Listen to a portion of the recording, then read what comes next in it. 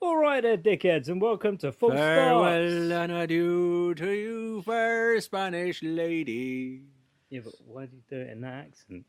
What? It's also nothing like the song in the show, What show? in the film, What film? Ladies of Spain. What film? The film that we're gonna talk about Well, later I'm doing on. it from Jaws. Farewell and adieu, you ladies of Spain. Carry on. Ugh.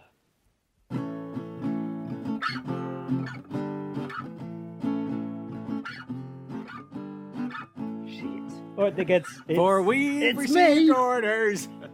You received it right then. Welcome to the Nautical Podcast. Yarr. It's me, the Captain Full Starts. Welcome to Sea Shanties Monthly. That's right. And now it's Ash over here, and on my left we've got... Way, hey, and up she rises. I'm Lewis, hello. That's first mate Lewis. At least he was first mate before I stuck him in the brig. So new first mate on my right. How are you doing? I mean, Dan. I been Dan. You Nope. heard me. Right. You heard That's- me talk. That's his name, I been. I been. I been. I When been. I been. I been been Dan. hyphen Dan. Oh, he knows hyphens. Watch him. Right. So He's cast your, educated. cast your mind back. Cast your mind back to the wonderful Christmas episode Yar. where these gents beside me mentioned that they'd never had the potential delights of Touch eggnog woman. and touching a boob. Just a one boob. They've touched plenty of multiple boobs. Just a singular. Eggnog, yes. Yeah, so I made it myself today with my special sauce. Eggnog? It smells really nice. First, do you guys like White Russians? Don't know. Okay. Yeah, I mean, yeah. I guess. Yeah? All right, give it a go. All right. Depends on who he is, doesn't Taste it? test. Could be Putin. Might Cheers, not like him. everybody. Pavlov. That's not bad. It's quite good. What subtle notes are you getting there, boys? I'm getting liver. Liver, there's Fava yeah, beans. chinchilla, pureed chinchilla. Give that a pass for All right. for a drink. The nog. That's a pass. That'll do. Fuck off. With it being around Christmas time, we can be forgiven for not having proper, decent news. Around Christmas time is February. It's February. The end So- of February. So, all right, go on, Lewis. What's your news? My news, I've got news. George Romero. Everybody know George Romero? Oh, I'm well versed. Yes. He's a zombie now. There you go. He's doing a new addition to the Living Dead series Well, from he's not. Beyond the Grave. So it's very apt. What?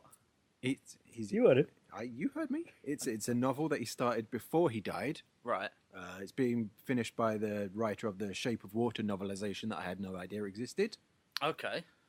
There's no title yet, but I guess we can assume it'll be something of the Living Dead.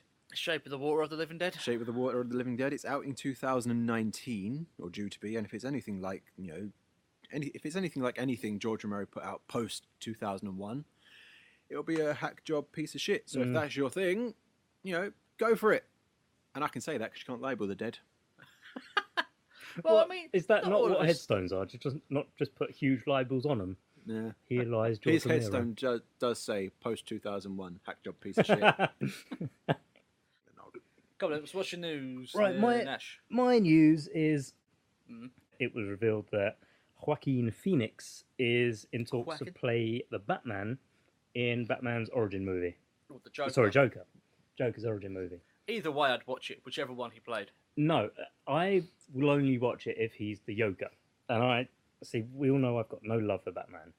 No, 'Cause- well, I mean, really, who does? It's more his rogues gallery people Moi. have love for. Well, no, I like Batman's. part of my dislike for Batman is the Rogues Gallery. The fact that it is so comic, and yet the last iterations have tried to make it something serious with a comic Rogues Gallery.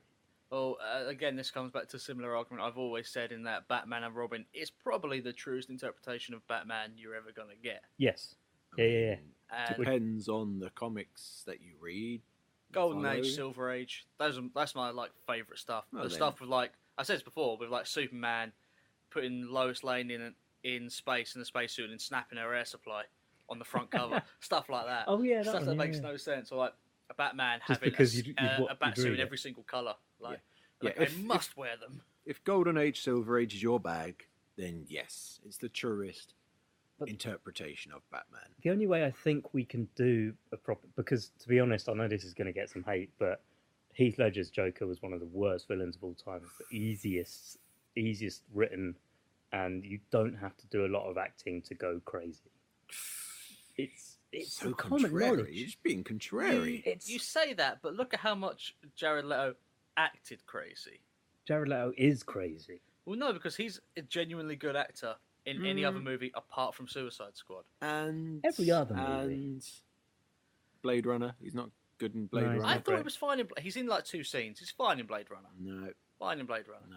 I'm going to pitch you guys an idea for Whackham Phoenix's. Why am I called I Whackham? like how you pronounce his name differently every Yeah, time I you know. say it. Whacking it for Phoenix. Whack-a-mole Phoenix. So I'm going to pitch you an idea of how I think his Joker should be portrayed. Aye. So it's basically kind of my feelings for Batman. So it's a bloke he lived in Gotham all his life, and he sees that somehow it's a completely normal city except for the crime and justice element. Everything else is fine, but this is just amped up to 11 and it's gone completely wacky. So you see Joaquin Phoenix. completely Joaquin Phoenix. Phoenix.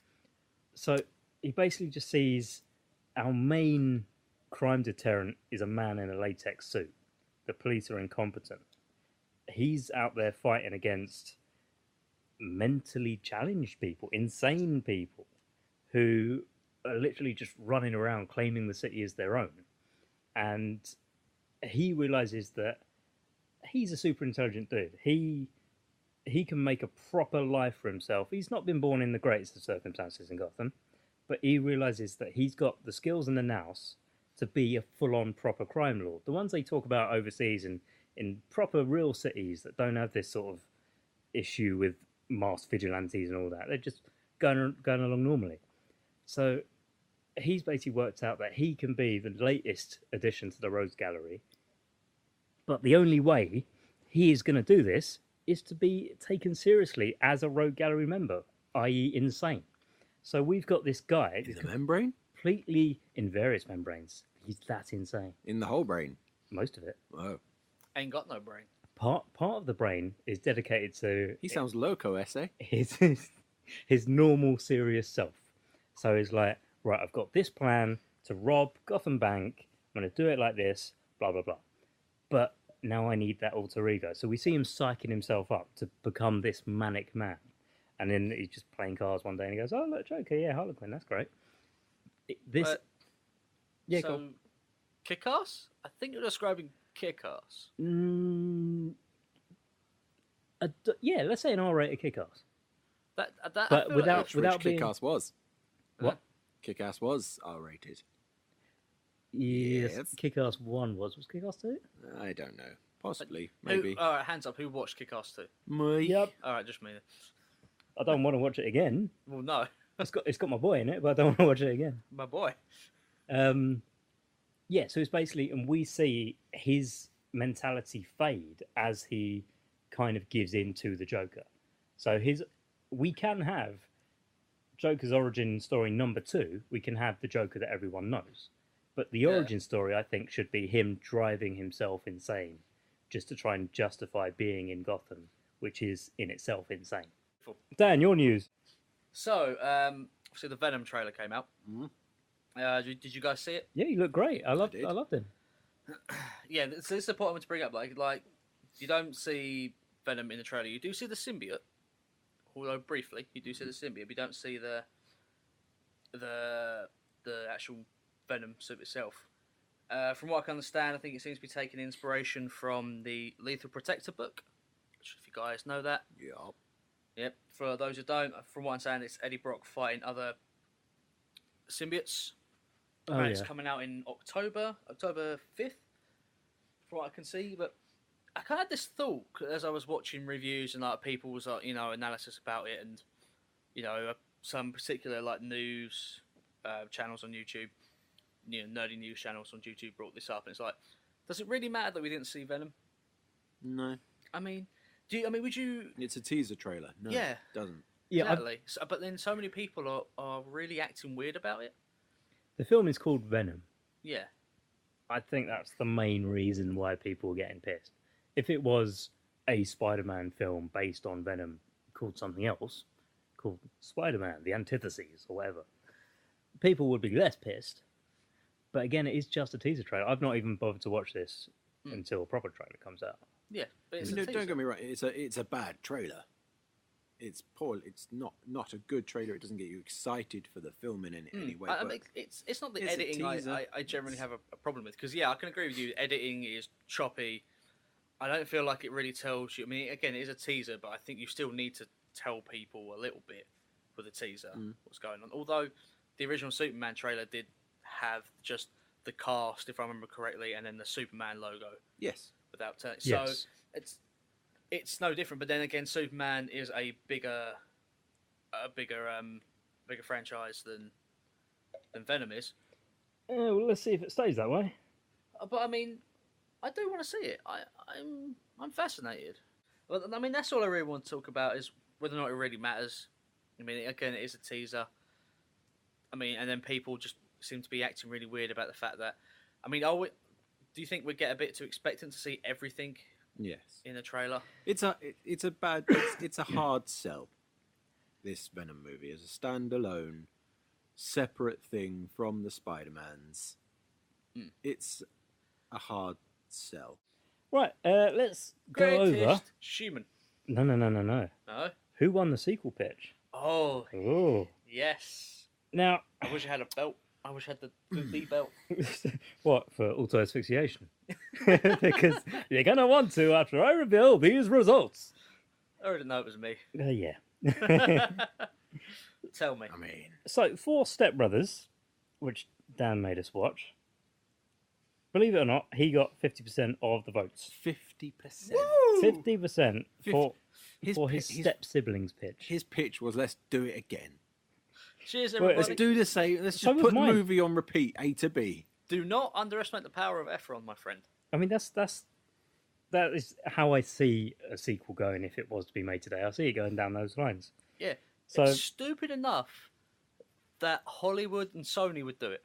I pitched No, you 100%. this as a magical sequel to two of your favourite Will well, Ferrell no one films. else thought so gave because you got 17% of fuck. the vote and I got 33. Utter bullshit. No one gave That's a a bullshit. fuck.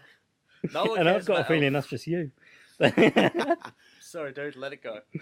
I made a couple of accounts, yeah. That's like, now they're all on Twitter. That's a question. It's like, do we? Or like, have we refrained from voting on our own? It's a catch-22 because the listeners are wrong, but if I tell them they're wrong, they're not going to vote for me this week. See, I regretted telling Dan that we can't actually see who votes on it, so it's just going, yeah, fuck yeah, I'm going to vote on it. Because it's like, do you scumbag it and vote for yourself and not say anything, or do you be honest about it? I mean, yeah, when was the last time you won a Twitter poll, and when did I tell you that you could vote on a Twitter poll? That's a very good point, actually. You actually never said we could vote on them. Again, in the I don't car know, to can White you- City. Did you listen in the car to White City? Can the link to counts? I to wouldn't. the You main do one go vote on a it? bit. Don't have linked accounts. Oh, as in, yes, they can. Yeah. Oh, okay. Yeah. Oh, fair enough. I didn't know that. I'm new to Twitter. Okay. What the game is is weak. what is cloud tweeting? Go eating. Right. So, as I keep calling it, the modern film. Mm. So I'm gonna keep doing that. The new release, which is the modern film. This time we went to see The Greatest Showman. The Greatest Showman. Turn it off, copyright. A film that I'm already calling the best film of 2018. Really? I mean, Yeah! it's kind of difficult to disagree on. How do I word this? It's Like- definitely the most fun, joyous film of 2018 There's a lot of energy so to it, far. but I didn't have fun watching this film. I know you didn't. Yeah, apart from you kept fucking leaning over and doing that, and I couldn't stop laughing. In case you're wondering, he was doing the finger bang, everybody. He kept finger banging, and I couldn't. He kept finger banging Dan throughout Yeah, the whole I mean, movie. that's the only reason I chose to sit next to him during Well, the film, and I so I could cracked finger up. bang him. You were like a fucking teenager, Dan. Every musical number, he was like, I'm going to hate this one before, like, the first chord, and he's like, nope, not today. Just I can- wriggling and flinching and middle fingering the screen. I can explain to you why Giggling. with the music, and we will fuck it. I'll just go now. Go for it. You're the reason I hate the cinema. Yeah, probably. The music was good. Lyrical content was utter trash. It was the most bare bones basic pop I think I've ever heard in my life. High School Musical has better pop songs than that. It's essentially the same, just in a circus. That's it. I mean, Correct. I'll give you that it was lyrically poor, but I think that was made moot by the fact that the melodies themselves were good. The melodies were... And they worked well with the choreography. Choreography pretty is fantastic. This movie is 4-chord the musical. Yeah. Yeah. It is the same 4 chords over and over and over and over and over and over and over again. Okay. But yeah. I really liked it. Yeah, Mr. I Like Baby Driver. I don't know what you're getting at. I do like Baby Driver. But it's Yeah. not the same thing over and That's over and right. over again.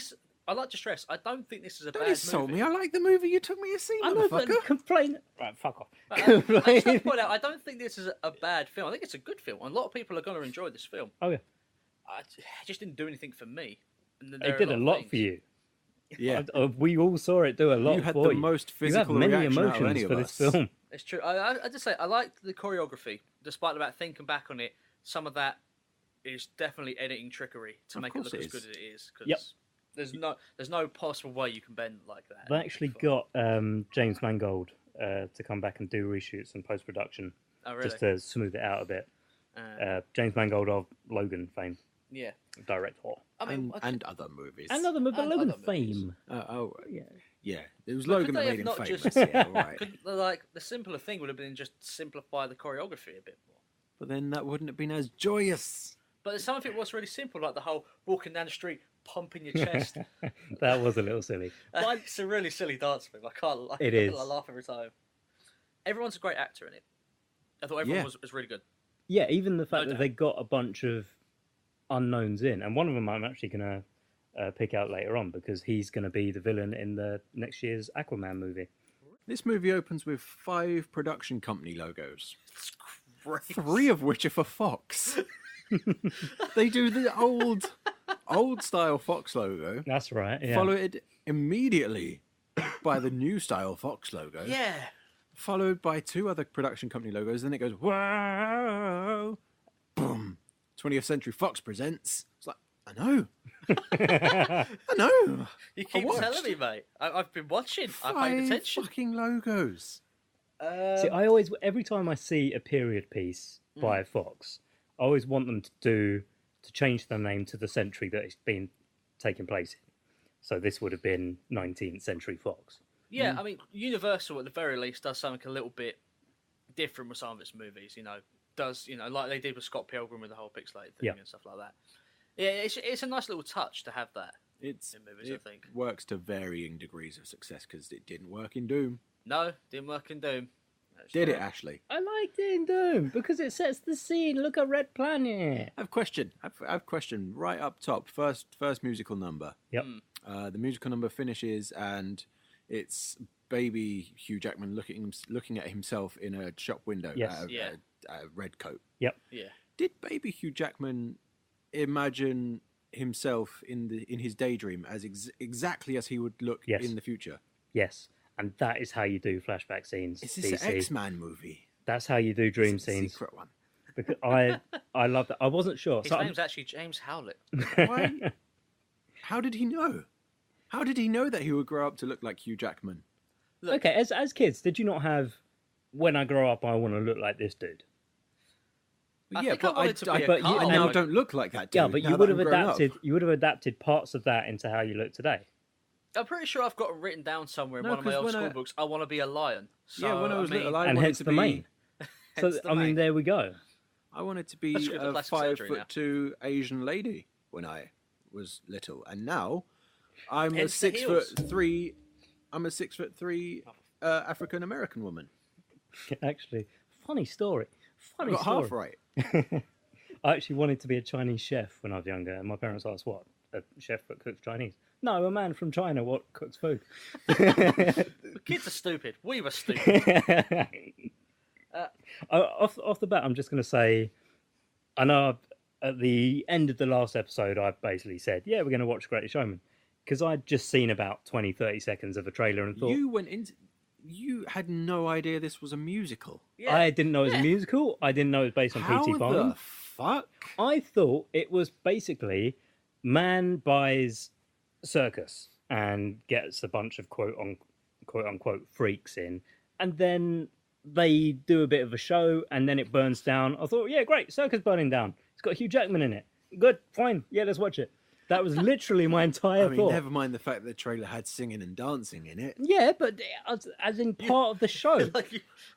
As in part of the show. So he has the circus, he puts the show on, there's the singing and the dancing. Everything you ever need. Fucking show off. I was dancing along to that, whipping the egg whites earlier today. If you've listened to the soundtrack, I have, so yeah. Not as good. It's not. It doesn't work outside the context No, of the it movie, doesn't. does it? It's awful. Like, really, those lyrics. Just my major point of contention, and we'll get there when we get into spoilers for the music. Start spoilers now. Well, there's a few things I want to say before I get into spoilers. Opening and closing act are very good. Dies in the middle. That whole film just dies in the middle. Like, I mean, yes, there's two. My two main gripes with the middle are Going to Buckhouse and Anything with Jenny Lind, which is unfortunate because even though I've done, I hope you guys haven't done a lot of research into P.T. Barnum because I'm going to do a little pop quiz. I haven't. Okay. I will say this. I know they were going for a musical and all that, and fine. I would like to see a period piece about P.T. Barnum, like just the facts. It probably exists. It probably exists. It's going to be more of a doco because it's not going to be a nice thing to watch. No, it's not going to be a nice fucking thing to watch at all. He was not this. To be honest, he was not what this movie represents Hugh him Jackman as. from Oklahoma. For the time period, he was a pretty nice guy for the time period. He does a lot of shit, but it's just because it's acceptable at the time in America back then. In the Dark Ages. In the beginning, why do the two children of English families have American accents? Because fuck you, that's why. They're not English families. The dad of the girl. No, that's just English. Your stereotypical posh American. No, it's definitely an English accent. And what were the girls' parents' names? Mr. Richman and Mrs. Expensive Lady. Pretty close. David Hasselhoff and Rita Zigmar. No, I thought it was Howlett, but it's not. I looked it up. It's Hallett. Ah. Because I genuinely thought he called him Howlett, and I thought, is that a Wolverine nod? I was like, no. Okay. Hallett. See, I wondered if that was in there, but then it was you who told me that. So. Okay, so should we get into spoilers? Yeah, I mean, spoiler first scene. So, if we're going into spoilers, then Ash, where should we skip to? 46-48. Thanks. Okay. Yeah. Basically, the first, because obviously I wasn't sure, and in fact I was kind of apprehensive going into the film, because everyone had just said, "You dickhead! It's a musical. It's about P.T. Barnum. You dickhead!" And then they just kept repeating that for some reason. So as it went on, I was like, "Oh, okay. Is this really what I want to watch?" And then it starts off with Jackman behind the bleachers starting the song. Yes. And I was like, oh shit. So this is him putting on a show and he's starting behind the bleachers where no one can see him, no one can hear him, but he's still performing. And he's all like, ladies and gentlemen, really quiet. But then I have a microphone, sure, they don't exist, yeah. Then it all comes out as a dream sequence. And I thought, fuck it, that's great. That's how you do a dream sequence. Mm-hmm. That's how... If you basically, your parents get shot in an alley and you fall down a well and bats fly out, Mother. That's a bad way of doing a dream sequence. If you're like, hey, audience of watching this film, this is my goal. This is where I want to be in 20, 30 years' time, and you're going to see my route to that. And that's all I wanted. Then we had that, a wonderful little montage of him growing up. Yeah, I wrote during that montage that Hugh dances so hard that he knocks her up. He does. Because they're just dancing and then there's a child. Do you know what? He carelessly dancing is throws sexy. that woman about on top of that balcony. Yeah, On the She roof, fucking yeah. kills herself. She just runs off the edge of a rooftop. Like she's Reckless it's abandon. like seriously, I went, what the? You're crazy, bitch. You're a fucking crazy. You deserve it, Charlie. You're both mental. Fuck the pair of you. And then he apologised for calling her a bitch, a derogatory term. He did. 2018. Yeah. Jeez, like fucking psychos. Fucking They no were care. pretty fucking crazy Look, on that rooftop. Everyone Fuck in me. a musical film is a bit touched in the head. Just a railing. Just install a railing. I don't think Here's that an roof idea. was theirs. I Here's think an it was a idea. communal That roof stone that they plinth- just took over. That little stone Well, raised don't part dance so on the near roof. the edge. Don't throw yourself off the fucking building. Come on. That's not throwing yourself off a building. Isn't a dance move. They I've live not life se- to the fullest. I've never seen it in Strictly Come Dancing. Fucking, it didn't work for what's her name in Inception. No. She didn't come back from that dance move. I did say I thought it was smart to get Zac Efron and Wolverine. His name has gone from my head right We'll now. just call him Wolverine. It's fine. Hugh Jackman, because both of them. Well, Efron, High School Musical was his big break, so he knows how to sing, he knows how to dance, he knows how to do that in a movie. Jackman, I'm pretty sure, got his start in theatre. I'm pretty sure the reporter from the crowd is the banker from Mary Poppins. He is. Yeah, He is. yeah, Yep. good with his And- little beard and hat. Yeah, and he's very good because Tuppence I in love- the bank. I love the way. Feed the birds. No, the banker didn't want to banker. feed the birds. Oh, right, sorry. Right, the guy with the cannon on the house. No, Right. the banker. The banker. Oh, Dick Van Dyke. The Mary banker. Poppins. No, the guy from Yeah, the the- Chitty Chitty Bang Bang. The banker. Oh, the penguins in the painting. Right. The Yeah. banker. Okay, the right. banker. The wanker. Actually, another point in the choreography that I wanted to bring up. It seemed like it was kind of sped up. Some of it. Probably Like, was, Parts, yeah. Parts of it. Like the last scene. There's a Yeah. lot Felt like of just like- digital trickery in this Yes. movie. Yeah. Yes. Which I find weird. It feels like they had faith in Zac Efron, Hugh Jackman, and no one else to do this. No, Well- they would have had faith in Zendaya. If And Zendaya, yeah. if that's your thesis, that they only had faith in the musically inclined people who have cut their teeth in a musical before, then they would have had faith in Zendaya as well. Yeah, fair enough. One thing I didn't look for, but just wondered, the people they actually hired for, I'm going to use the word freaks here because that's the word they use in the film, but to fill that role, did they pick people with those afflictions? So you had people with like skin, like notable skin conditions, or just generally albino or something like that. Do you think they genuinely took those actors, or it was all makeup, CGI, what have you? Most of it is makeup and CGI. Tom Thumb, I forget both the actor and the character's actual name, but Tom Thumb in this is actually a little person. He's not as little as he is in the film. Okay. Yeah, He that's can't. He digital, can't isn't sit it? on a top hat. Did he? Yes, he climbed onto the bar and sat on a top hat. Oh, right. He's actually closer to 4 foot, Right. I think.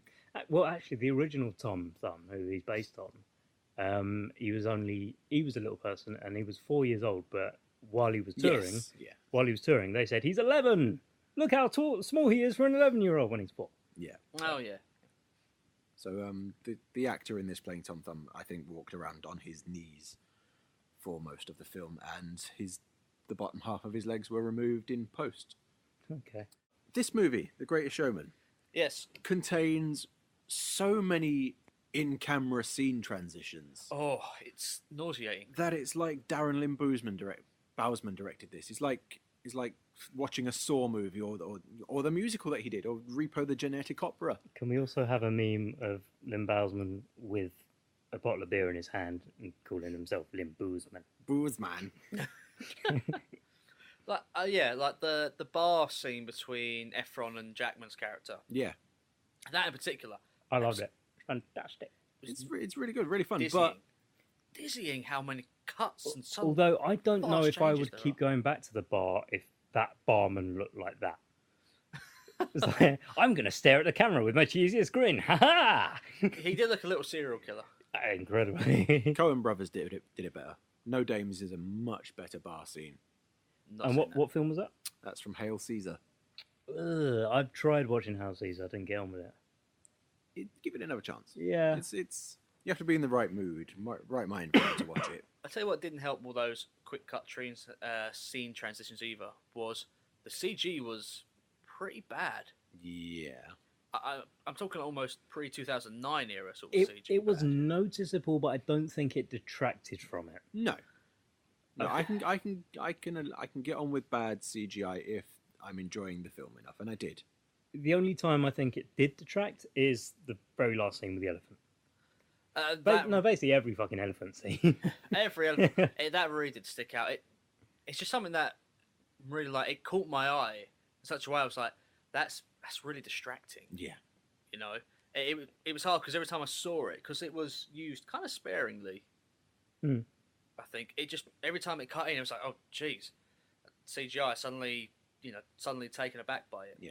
I think this movie contains a lot of CGI that you don't see, but the stuff that you are meant to see, the elephants and the lions and whatnot, are very, very obviously CGI.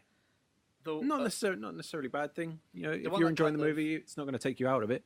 Actually, one that kind of sticks out to me was Efron's and Zendaya. Zendaya. I'm not sure. I'm not sure I've only ever seen it written down. Same. Zendaya's scene, and she's doing her swinging round the room, running as they're doing trapeze thing. We're falling, we're flying. When they're doing that version of the song. Mm-hmm. Yeah. That looked weird, like really weirdly CG. Like everything but her head was heavily digital. And it was really weird. It's like one of those old things where you used to like cut out like the lips of a person, and then you'd have real lips talking through a still picture. Yeah. I think that's your point, like your earlier point of everything's just so fast, like with that whole movement of the camera, just to kind of so your eye isn't lingering on the fakeness. Yes. Yeah, but again, like surely it wouldn't have cost much more to just simplify the routines a bit and have a bit more practical effects and ease off of the CG a bit. I think the whole movie is fairly simple already. It's a very simple, cliched plot overall. It's very fast cutting. The music is 4 chords. It's pop, pop music. It's made for everyone. It's made for you and your nan to sit there and watch and both enjoy. And I know I can pretty much cut into it. Like, here's the equilibrium, here's a disequilibrium. Like, bang bang, that's that. Yeah, the movie takes the most cliched route it can with its story, and I don't care because I'm such a sucker for a good musical. Like I think much like Avatar, this movie will be forgotten in about 6 months. No one will talk about it. Most movies are forgotten. Yeah, I'm putting this. Leave an impact, and it won't come back to haunt you. So in this kind of category, I've had like Moulin Rouge as a guilty pleasure.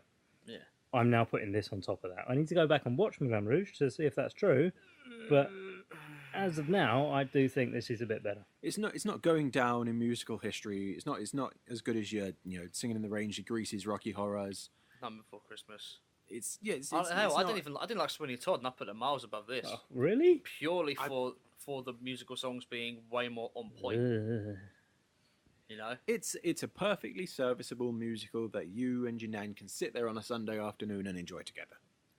Take your nan to The Greatest Showman, everyone. I could have it on the background. When was the last time you took your nan out anywhere, eh? She sat at home all alone. When was the last time you went and called your nan? Hey, Lewis. Stop listening to the podcast. Go and call your nan. When did you call your nan last? I called my nan recently. Thank you very much. Ah. Just before Christmas. Recent enough.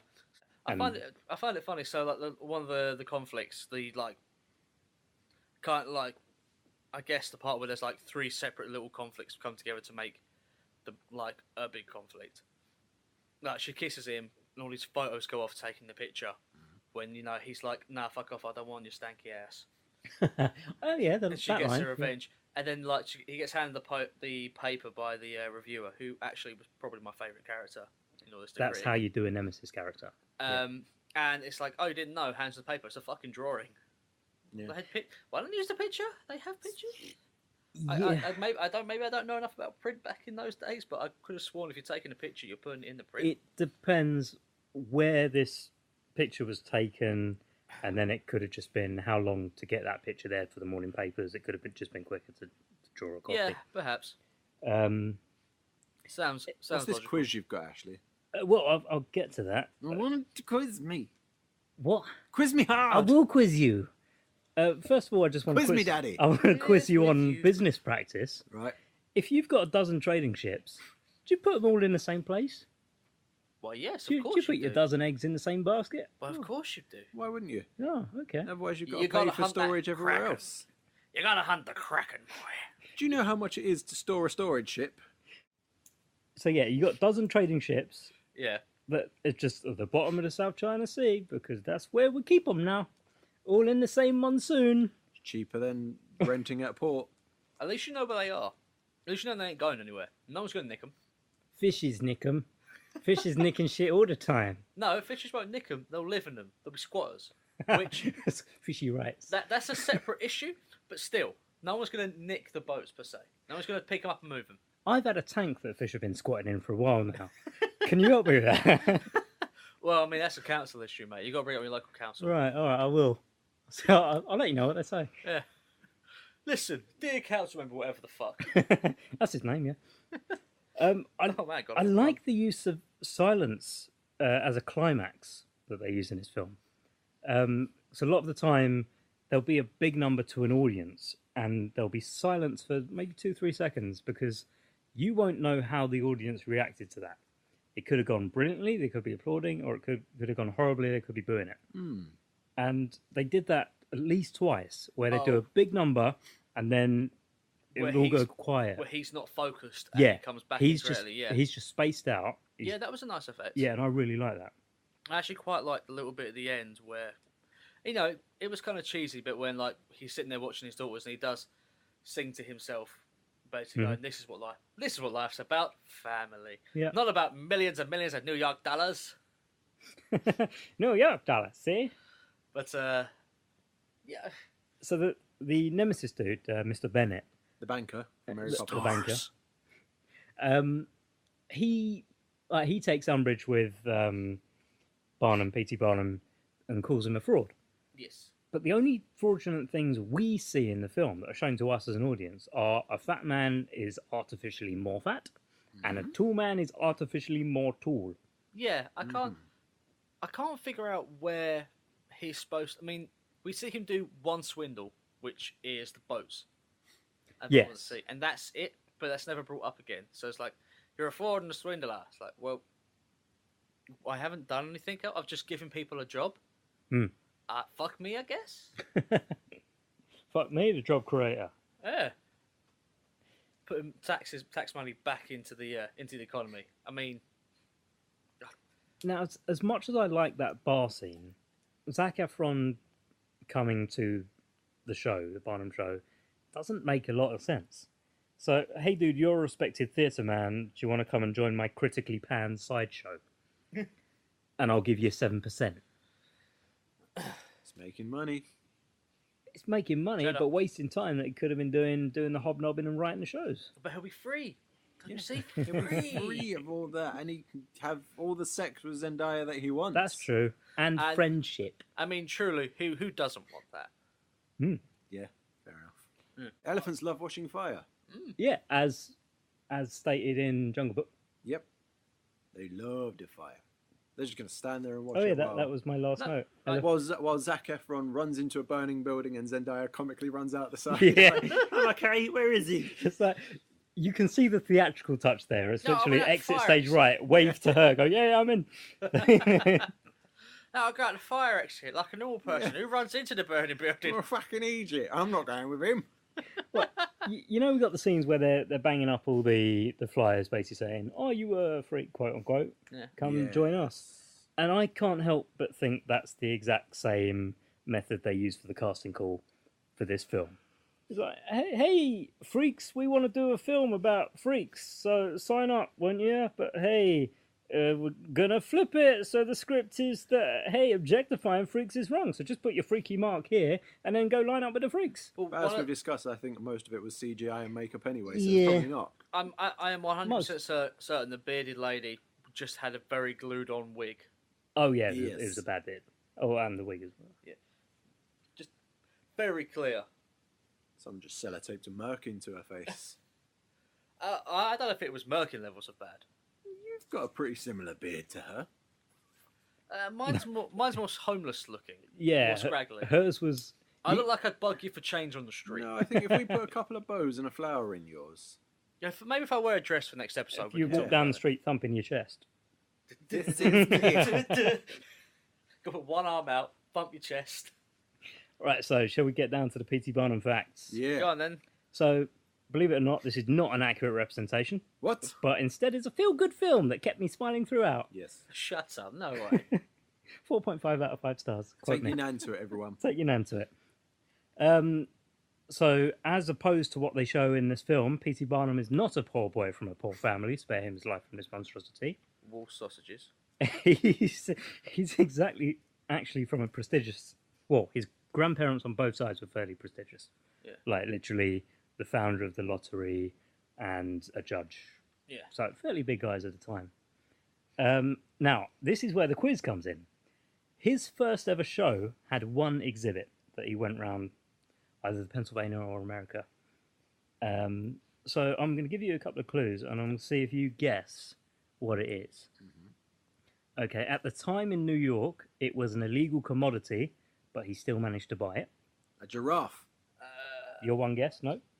Tent. Nope, not a 10. Second clue, by using a loophole, he leased the exhibit to buy it at a later date for a total of $1,500 in the 1800s. Slightly smaller giraffe. Not a slightly small giraffe. So, Is it? What was the question again? Is it a giraffe? What do you think this exhibit was? Oh, I'm gonna animals in formaldehyde. No. You're going to love this, though, Dan. You're going to love it. Was it the mermaid? It was not the mermaid. No, that was his more known actual hoax. But this was his first ever exhibit, and Dan's going to love it. Okay. It was a blind and near completely paralysed black slave woman. Oh, I did know this. Christ. Yeah, this is why he's a bad person. This is why he's a bad person. Fucking hell. Although also later on he quit the Democrats because of their pro-slavery stance and went to the Republican Party, who at the time were anti-slavery. Can you wrap your mind around that? Sorry, I need them. Jesus. Yeah, it's a good thing this wasn't like aimed at a realistic. Fuck me. He toured her around. He bought her, toured her around, claiming that she was 161 years old, Oh god. Yes. was the former nanny of Abe Lincoln, Oh my god. and he worked her to death. Literally 10 to 12 hour days, 7 days a week. Oh man. And then when she died, he staged a live autopsy and charged people 50 cents Fuck me. to watch that autopsy, where he miraculously discovered that she wasn't a day over 80. Oh my god. Yeah. Not a good Fuck. man. Not a. That's the fucking understatement of the century. Jesus Christ. That is so many layers of fucked up. I can't. So not a unpack it. giraffe, not animal in formaldehyde, and I guess I have to apologise for calling her an it and an exhibit, but I was just kind of throwing them off. This Also, is the movie that you'd rather have, Dan. yes, Fucking- the no, doco this- you want. This is fucking now I know that. Jesus Christ. I would rather have a documentary about this man because fuck me. Right, Anyway, I also had a look into the Siamese twins because those two. you mean Conjoined. No, those two are the legit Siamese They are twins. legit from Siam. They were. Okay. They're where we get the word Oh, Siamese did you twins mean from. Okay, our then. movie version where it's just two people with their arms around each other? The movie version was bad because Yes. in the heavy dance numbers we could see where the stitching was coming undone. We can see where they basically just put a bit of Pritt stick on two suits Pretty and much. put them together. Pretty much, yeah. Just wrap your arm around him. But Yeah. but It these was nice twins, of them to get Matt Damon and Greg Kinnear back together, though. Wasn't it? Ah, jokes. I thought it was Schwarzenegger and DeVito. Hey. Hey. Oh, So twins. I've actually got a brilliant quote that kind of ties in nicely to my previous statement. So the guys, their names were Chan and Eng Bunker. And the quote I have of them was, they were determined to live as normal a life as they could. Chang and Eng settled on their small plantation and bought slaves. Ah, America. Oh, Settle down, buy yourself some it's slaves. just getting more uncomfortable by the minute. But okay, my last note is I have... Isn't it home of the free, land of the brave? The free. Yeah, try to amend that. I mean, a lot of our listeners are American. Let's not. So those You're all right now, guys. You're all right. for those the most Siamese part. twins, do you want to have a little guess about how their relationships went? Pretty badly, I can guess. Yeah. They would put up a curtain. Well, I didn't delve that deeply into that side of All relationship. right. They were both happily married, monogamously. They got married about a year apart from each other. Mhm. And they slept in the same bed, so the four of them, the two couples. Right. And They kind of have to, wouldn't they? well, the fact that It's been a long day being conjoined. Shall we separate now and go to our let's separate take the beds? Velcro off. And together they had at least 20 kids. What? At least 20 kids. And the reason why I say at least 20 is because one of them reckons he had 11 kids, but the other one disputes it. Says he had 10. So you don't know who to believe. Sure of it. You don't know who to believe because, like, yeah, I was watching you at the time. You did not make that one. Honey, put the gramophone on. I mean, yeah, did they copulate together or did they say, right, Tuesdays, here's the earplugs? Yeah, ignore the squeaking. Please ignore the squeaking. Right then. Any more notes on... Was that all the quizzing? Oh, that was all the quizzing. Any more notes on The enjoyed Greatest Snowman? I don't think so. I mean, the movie ends with a quote about, just living. I can't remember the quote. Live life to its fullest and be Follow happy your and dreams. joyful and follow your dreams. And that's, the movie holds true to the quote at the end. The movie does what it sets out to do. Ain't that just delightful? Yeah. Right, should we get some more drinks? We will get some more drinks, but in the meantime, I want you guys to listen to a promo from our podwife today, King Acilus Podcast. Stick 'em in your ears. Get the name right. King Acilus is King Acilus? Rise of King Oh, Acilus. fuck. Listen to their fucking podcast. The This- Rise of King Acilus, the podcast, at all good the podcast shops near you. www.riseofkingacilus.com. Someone's done his research. Check this promo out. What he said. Bye. It is written, the meek shall inherit the earth, but not on my watch. I am King Acilus. I wasn't born to be a king, but America needed something democracy could no longer give her. And so, like a chess master, I made my moves with anticipation and bravado. This is not just my story, nor simply about my rise to power. This is a story about our world and the monsters that control governments. What happens when the monsters cannot control me? The Rise of King Acilus. Listen on iTunes, Google Play, Stitcher. Visit theriseofkingacilus.com.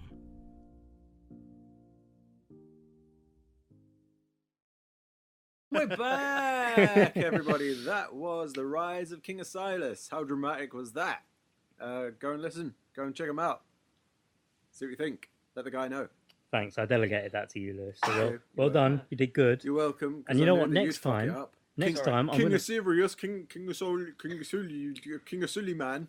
He was not a king, he was an emperor. Sorry. Right, yes, a sponsor. Shut up, we've got a sponsor. They actually Shut contacted up, me. Dan, we've got a sponsor. They contacted me this morning, can you believe it? Ah, yeah. And they Can't. gave me the script. I can't believe it. They gave me, well, you should. I'm gonna. You never believe me, I don't know Lewis. why I don't just cut these out. Frankly, I that's could why the just cut 'em relationship out. stopped. I genuinely can't believe it, but I want to know more. Just got the script. Got the Good. script, which I'm not going to let you focus on. Go on then. Right, so we are sponsored today by StartScript. Hello Mesh. Wikipedia defines mesh as a mesh is a barrier made of connected strands of metal, fiber, or other flexible or ductile materials. A mesh is similar to a web or a net in that it has many attached or woven strands. So if that's your bag, or indeed your nets, sign up to HelloFresh. Ask your pharmacist today if it's right for you. He said Hello Fresh instead of Hello Fuck! Mesh. That's what I get for going off script. It's odd that they would include Wikipedia defines in their own script as well, isn't it? Look, I said they just got it's first thing this morning, right? They obviously weren't having a good day. They contacted No, me clearly. for fuck's sake. That's it. not. I'm not. That's it. That's the only one I'm using. I'm not using. It doesn't matter if you give me another one. That's the sponsor I'm using. We're also sponsored by Hello Mensch. If you're a good guy, Hello Mensch. Have we not already done that one? No? Jesus. Is that then? Yeah, that's that. that then. Right, okay, we Should watched. have done my sponsor, really, shouldn't you? Well, that's what next week is for. Next this month. week is for me and my wonderful script. Next month. What Don't is do this weekly. Well, we should do it weekly. Forced tarts. That's correct. We've got a full start to review. Shall Got we it. do that? Ash, Host. stop taking over the duties. You've got to let him be. Don't I've we? got work tomorrow. So have I, dickhead. Today, in episode 9? Yeah, I think it's 9. 9, not including the Christmas one. Yep, 9. Yeah. Episode 9, we're going to be talking about the 2003 3, yes. three film Master and Commander Far Side of the World. Yar, matey. Yeah, what a great pirate movie. Not a one person sounded like that. Master and Commander of Horus. Yeah, but They it sounded was, like they were from London. it 'cause were they on a didn't have boat no though, trees. weren't it? It were mostly a boat. It But were you have mostly heard of me, haven't you? on a boat, mostly on a water. They had some cannons. It were We're a bit of land. It must have been a pirate movie. We're a bit of land. There were a bit of land. And my first fact for this, getting straight into it, is this is the first film ever to shoot on the Galapagos Islands. You're a motherfucker. Look at that. I had that. Too bad. So, like, initially, what did you guys think of this? Well, this is the first one that I've not really got a whole lot of notes about the film because I was just enjoying the film. My notes are generally just from the period and from the story and the sequel, etc. So I really like the film. It flows really well, except for maybe the bits on Galapagos. But as a naval adventure, I think it's great. I remember watching this when I was younger and being bored to tears. Not Titanic levels of bored, but bored enough. You've got to think about boat films then. You know, think about boat films. But watching it again, I actually started to really, really enjoy this movie. Like, I actually, I was like, oh, okay, I'm actually kind of enjoying this. I'm kind of liking the downtime moments. The naval battle stuff is pretty brutal. I quite like this. It does drag. Mm-hmm. This movie, like, it does not need to be 2.5 hours, nearly 3 hours long. True. It doesn't And need it's not that because much. it's only 2 hours and a quarter. 220. Oh, including credits, like 225. I think. Well, there you go. I know this because I Without rented the it from credits, Amazon. it's like 2 and a quarter. Here's the thing, though. If you want to go for realism, there's a whole lot of waiting in naval warfare. Yes. And they could have, and they kind of did touch on the doldrums in a bit, but they could have done, I mean, there was a Black Sails episode where they were just in the doldrums for the entire episode. It's like, fucking move on. So it is, you can't do that. I mean, they went to the Galapagos to give you a bit of, you know, Changes it. naturey yeah. eye candy No sort one of stuff. cares what old Lewis thinks of the film. Not yet, but when the host delegates it to you, you will fucking answer. But Dan got to answer. Lewis, what did you think of the film? Don't want to tell you now. All right, cool. So moving on. Do you want to tell us about, I don't know, how this was maybe the first film to shoot on the Galapagos? Do you want to No, tell I us that? want to talk about the opening production logos again. Go on, Fucking then. Greatest Showman. Go on then. There's nearly 3 fucking minutes of them. I mean, that's the life we live now. The That's- first 3 minutes of this movie are the production company logos and shots of the water. I Right, was you able got- to go and make a tea okay, and come back having not missed anything. but you've got the sweet ass music We're a British podcast. Hello. on the background, Yeah. so So that is good. And The in fact, opening- I'm going to use that in the background of my everything until I get bored of it. I mean, that So the buries the lead a bit. I did love this movie. Mhm. I'd never seen it before. I really, really like this movie. it's actually really good. This movie. Yeah, it is. So, but that opening quote, I have it written down verbatim. Yep. April 1805. Napoleon is master of Europe. Only the British fleet stands before him. Oceans are now battlefields. I've got that too. I thought that feels like the most placeholder shit they could have put in there about naval warfare and Napoleon. Like, just put that Yeah. in there for now, and then we'll think of something better later. Because What the movie waters shit. and fields are different things. Again, actually, Water can't be a field. A very astute point. no, there. they should have you. called That's- it. They should have said That's why the Oxford Critic BBC Radio follows us for astute points like this. Water can't be a film. Field. Talking like, why are you talking like Joe Pasquale? I don't get it. I know a song that'll get on your nerves. right. Yeah, so it should have just been theatres of war. The majority Yeah. of our Again, it listeners also- have no idea who Joe Pasquale is. It also says, well, they'll have to Wikipedia that, and they'll have some fucking weird dreams after that. get on your nerves. Oh, my Jacobs. Yeah, it also says Nappy is king of Europe in 1805, when he didn't have most of Austria by that point. Don't call him Nappy. Yeah. Nappy, Don't Boney, do that. Boney, Don't call him Boney Nappy. Boo! Boney, Don't call him Nappy. or Boney M, brown girl in the ring. The Bone Zone. That's what he made his captain's I did call. just put down, like, what a bunch of braggers. That fucking opening. Oh, look at me. I'm Napoleon. I fucking rule the seas. Rah, rah, rah. Well, no, he doesn't rule the Fucking seas. show He off, never you did. prick. He never did rule the seas. Having never seen this movie before, I had no real idea of what to expect going into it. At the beginning, they spot a man of war in the fog, or think they do, and they raise the alarm, and there's like a kick-ass drum roll Yep. to get everyone out of bed. And I thought this was going to be one of those historical movies that has a modern soundtrack, like a Tarantino or a Muppets Treasure Island. Yeah. Yep. I thought they were going to start playing like the Jam or the Clash or anything. Yeah. Fall in love with someone. Yeah, I thought it was going to be like that. I thought this is fucking great, and no, they just wake up and fight a boat. So you thought it'd be the start of I Fought the Law. Mm. A Clash. Mm. Dun, dun, dun, dun, dun, dun. Had none. I was ever so slightly disappointed for about a minute, and then I got on with my life. Well, yeah, good. Otherwise, it would have been a terrible film. I'll be honest with you, my second note is It's a Hobbit. It's a Hobbit. Just like, I told you there's a Hobbit in the movie. You did tell me. That's my favourite Brian You Connery didn't watch quote the as well. movie till last night. I was urging, there's a Hobbit, and there's a Hobbit in the movie. Yeah, I know. I didn't sit down to actually And your watch the- second note is there's a Hobbit. Yeah, I know.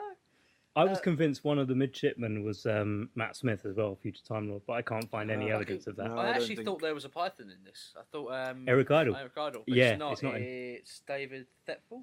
Yep, yeah. Thelful from Shameless. I don't know how you pronounce his name. His last one. I really like that character. He played the captain's steward, so literally cooks and does everything for the captain and the listed men. Yeah. Yeah. At a point actually when that drum roll and everyone was getting together, it sounded like someone was playing ping pong. There was a very clear ping pong noise I do from not other people. I think he recall. was meant to be clapping. And I just heard it was like, no. "Fucking playing ping pong? No, was that when we first see Rusty? I think so. Yes. They come Right. up No, through what the that ship. was is people walking above him, above decks. Okay. Yeah, it took me a while to do that Right, I was because wondering that. it goes from drums to running across the deck to people getting changed, and then like the camera pans up, you see Russell Crowe, and then clop clop clop clop because he's in the captain's quarters, Right. and they're all right. on the. Okay, top that makes Can sense. I request that we keep character names to a minimum here? Because I don't know who anyone is. Can we just use them? Can we describe them as like man with holding head? Jarvis, James Darcy, I mean, we might as well. Division. Yeah. Yeah, Yeah, why not? because I don't. Yeah, Actually, there's something that bugged me in the opening scene with the. You see a lot of movies like the cameras, the camera or someone's on a lens or binoculars, pan slowly past something, thinks they spot something, it swings back and Yes. it's gone. yeah.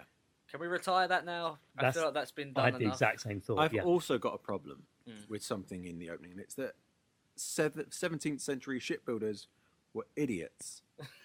because wood breaks really easily and shoots splinters everywhere.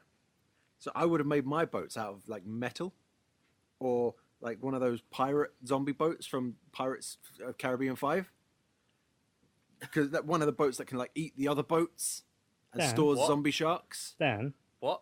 do you think he's a funny man?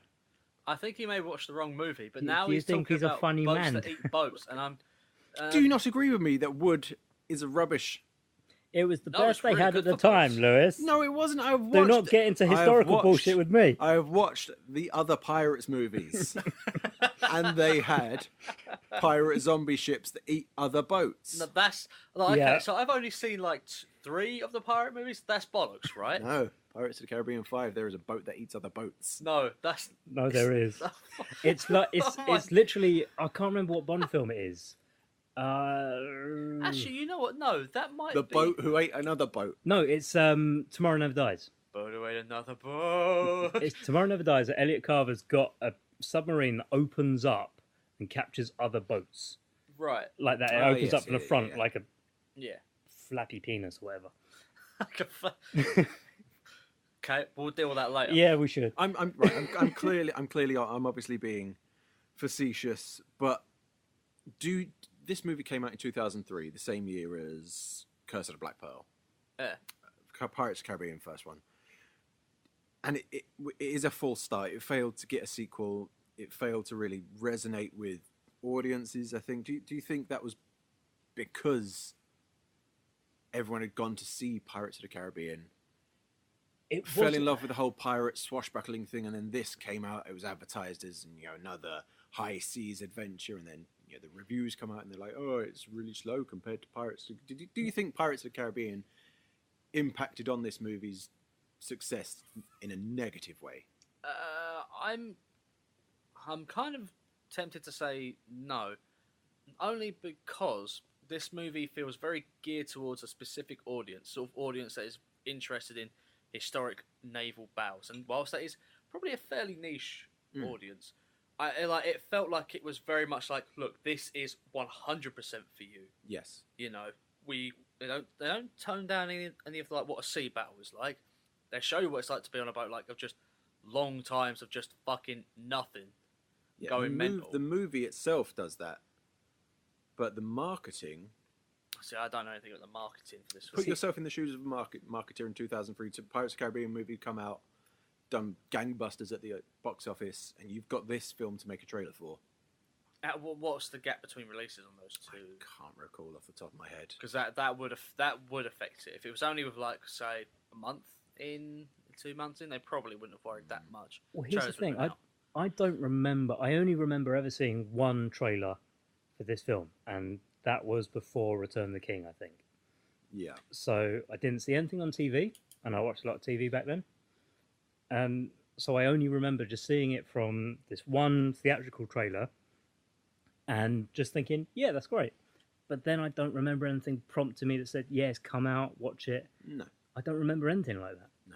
So it wasn't until the DVD came out where I watched it then, and I had kind of the same thing as Dan, as we were maybe too young to watch it then and really get into it. So I wasn't big into it when I first saw it. Okay. To answer your Good, question, serious discussion, guys. to answer your question, I'm not 100% I mean, it sure. always happens in the properly hosted shows. Yeah. Right, now to talk about dicks again. Yay! Let's go back Big to being penis facetious. Why boys. doesn't Javert use a magic compass instead of stupid maps? Tells you what your heart wants. That's it. Why didn't you get a big squid man to take it? Why don't you get an invincible monkey with gold? Why didn't he just have 99 souls?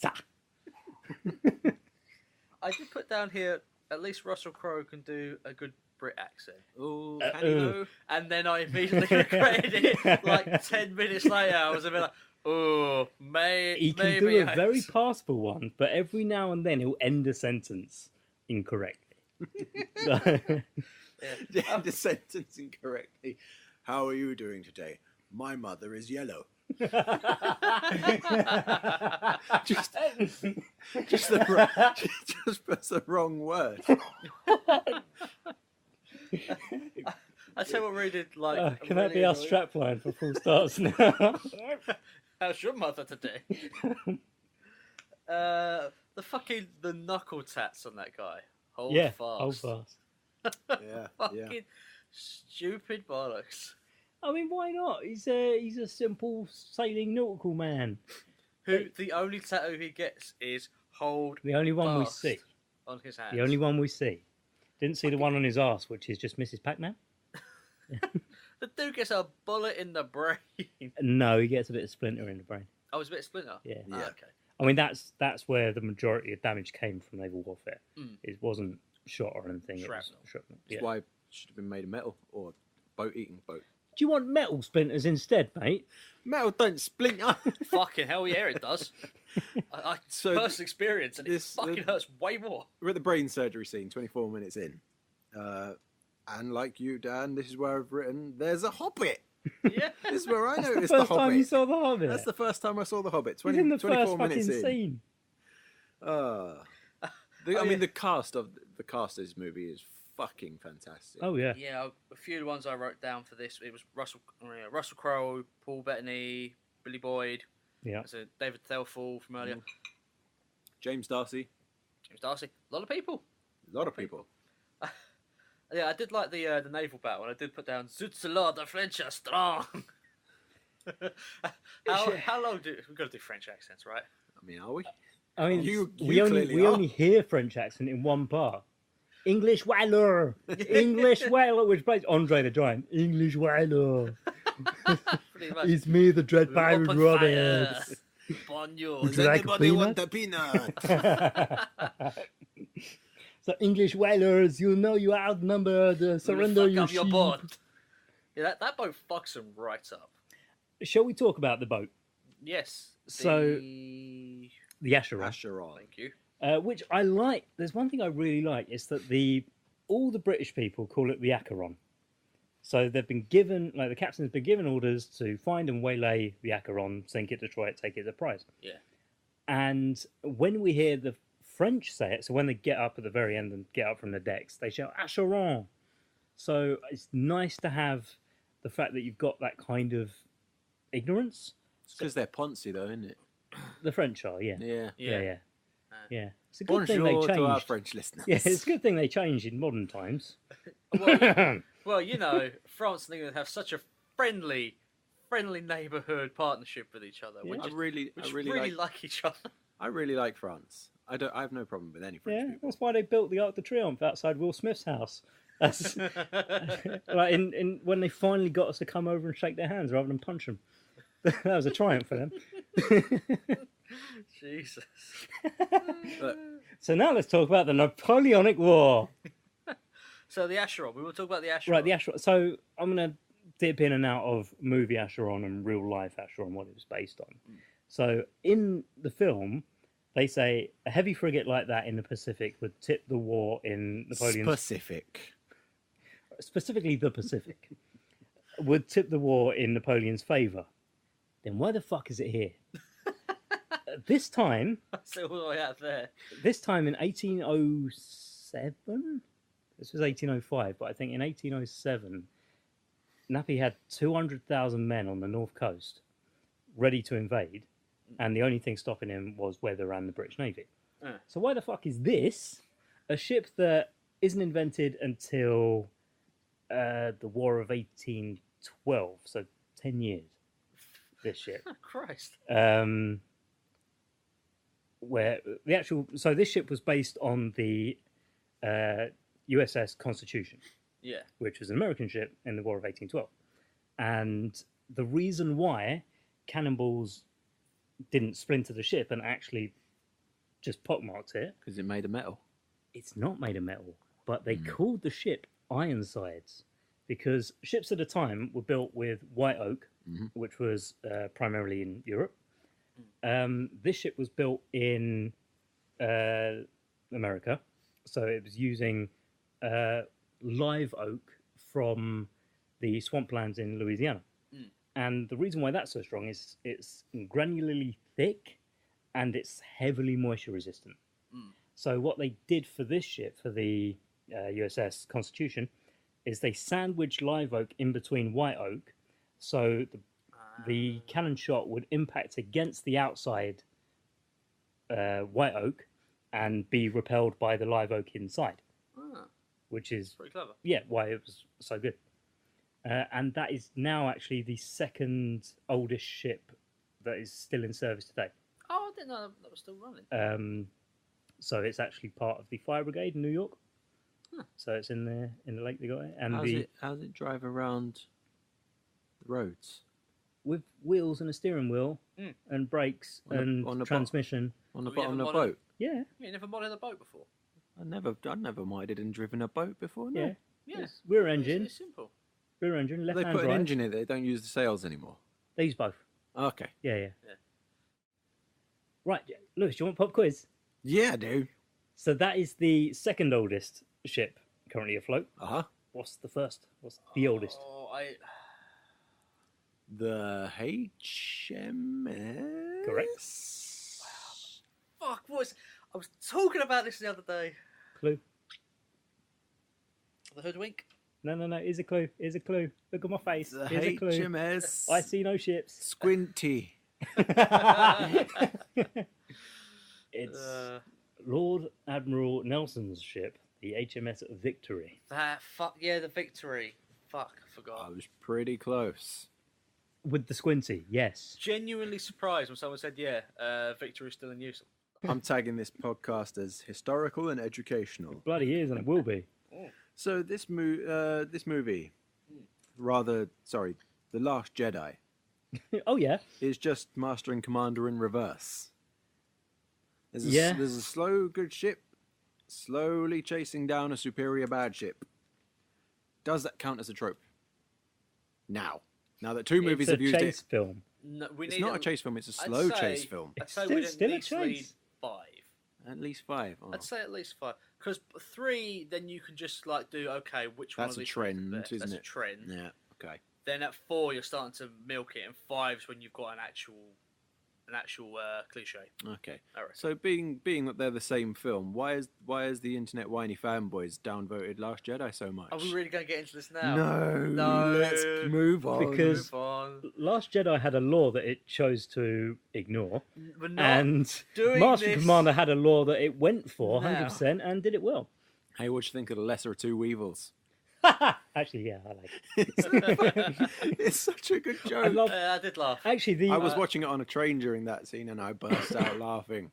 I did laugh. the camaraderie between the two sets I actually really liked, because you had the enlisted officers and just the serving men, and the actual crew of the film were kept apart to kind of enforce this, so it was a bit like character acting, to the point where even if they weren't acting that day, they had to wear a shirt that denoted the colour of their station.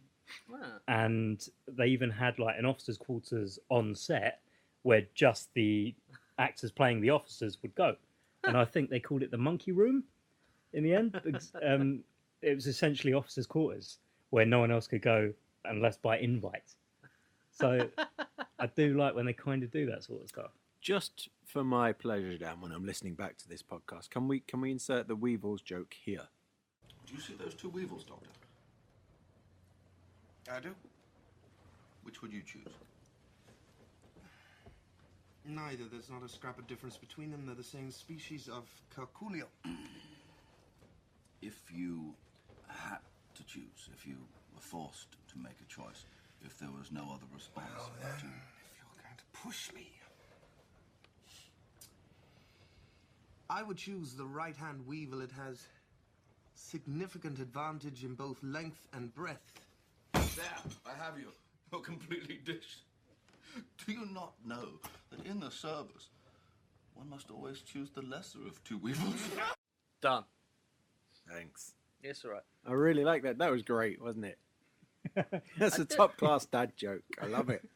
Well done, I like- Javert. I like the bit where they said the lesser of two weevils. Yeah. That was my favourite bit. Yeah, that joke about the Weevils and the lesser of the two, fantastic. I'm not even joking. I really like the joke. It was good. Should we move away from the pinnacle of the movie? Yeah. 45 minutes in, during the storm, there's a big storm, Yeah. batters the boat. Should have had a metal boat, shouldn't they? With a They- roof. They also shouldn't have gone round the fucking Cape. Make their life I mean, a lot that- easier. Hold on, So after that naval battle and they're clearing up their dead, just before we get to the storm and they turn around and do their own chasey waces, we see that kid get his arm hacked off, right? Yeah, Well, well, splinter not, for it. not so much. It wasn't really hacked, was it? It was surgically removed. Surgically removed. Well, probably with a hacksaw. It Yeah, was but when probably you a say bone saw. hack, Oh, yeah. it's sound like I don't mean that he- machete your arm off. Yeah, I don't mean that he got like a little hand axe and just hacked his arm. No, the Vision surgically removed his arm. With lasers. So they give him laudanum. Forehead do you know lasers. what laudanum is? It's a drug. It is a drug. Would you like specifics? Because I It's, went in... it's from derived from a plant, is it not? Which plant? Poppy? Same poppy. Is it essentially heroin? Yeah, Say I poppy. think so, isn't it? It's an Okay. opiate. Laudanum. An alcoholic solution containing morphine prepared from opium and formerly used as a narcotic painkiller. Yup. Hmm. Yeah. It's like, yeah, no wonder he's pretty calm about his arm getting cut off, mate. You fucking doped him up. Yeah. Yeah, a Hardcore kid. with the heroin. And I actually loved. So every time you see a kid in a film, you think, "Fuck it, why am I even bothering? It's all gone to shit now." Yeah. I like the way they use the historically accurate ages for the midshipmen. Lots of kids on the boat. Yep, from cabin boy to midshipman, and they didn't get in the way. They didn't detract from the film in any way, and it No. was a nice historical nod that these are the ages that the officers would have been when learning their trade. Yeah. That amputee kid, he becomes a fucking badass later on. Well, yeah, he becomes captain of the Surprise. But Well, acting. we'll get to that. Also, put down that ship doctors were pretty brutal. Yeah. Yeah, Just that cut was that off. that was the lesser of the brutality at the time. I mean, they would have just probably wouldn't have even given him the drugs. Like during the combat, they would have hacked that off so Yeah. that they could move on to the next one. Yeah, probably no drugs at all. I love Um, the fact that someone asked a child that he was better, and I thought, well, he's probably lighter. So yeah, Also, the bit where he says, "Put the last stitch through the nose." aye. I've had a look for that as to see whether it's true, and there are historical mentions of it that it was done, but I highly doubt it was Navy standard, like at the time. Oh yeah, that little shit asked for help, sign up his mate. He's only got one arm. Thought it'd be pretty handy at doing that. Don't be too proud to ask for help. It's fine. I guess. 57 minutes my in. hand joke goes without applause. No, Dan, don't. I won't even let you laugh at yourself for that one. Yes, I will. You I was looked proud at of him that. with your puppy dog eyes, like, please, please clap me. Please, sir. Love me. The officers are pretty sick musicians. That is good. Yep. Also, Rusty learned the violin just for this film. He said it was the worst thing he's ever done. Yes, he did. Yep. Yeah. Violin's a cunt. Mm. That for everything I've ever heard of people who've learnt violin, it's a cunt. Until like 20 years down the line, when suddenly you're the fucking best thing ever at it. Well, that was him actually playing it on that film. Yeah. So pretty damn good Yeah. for what I'm is probably less impressed. than a year.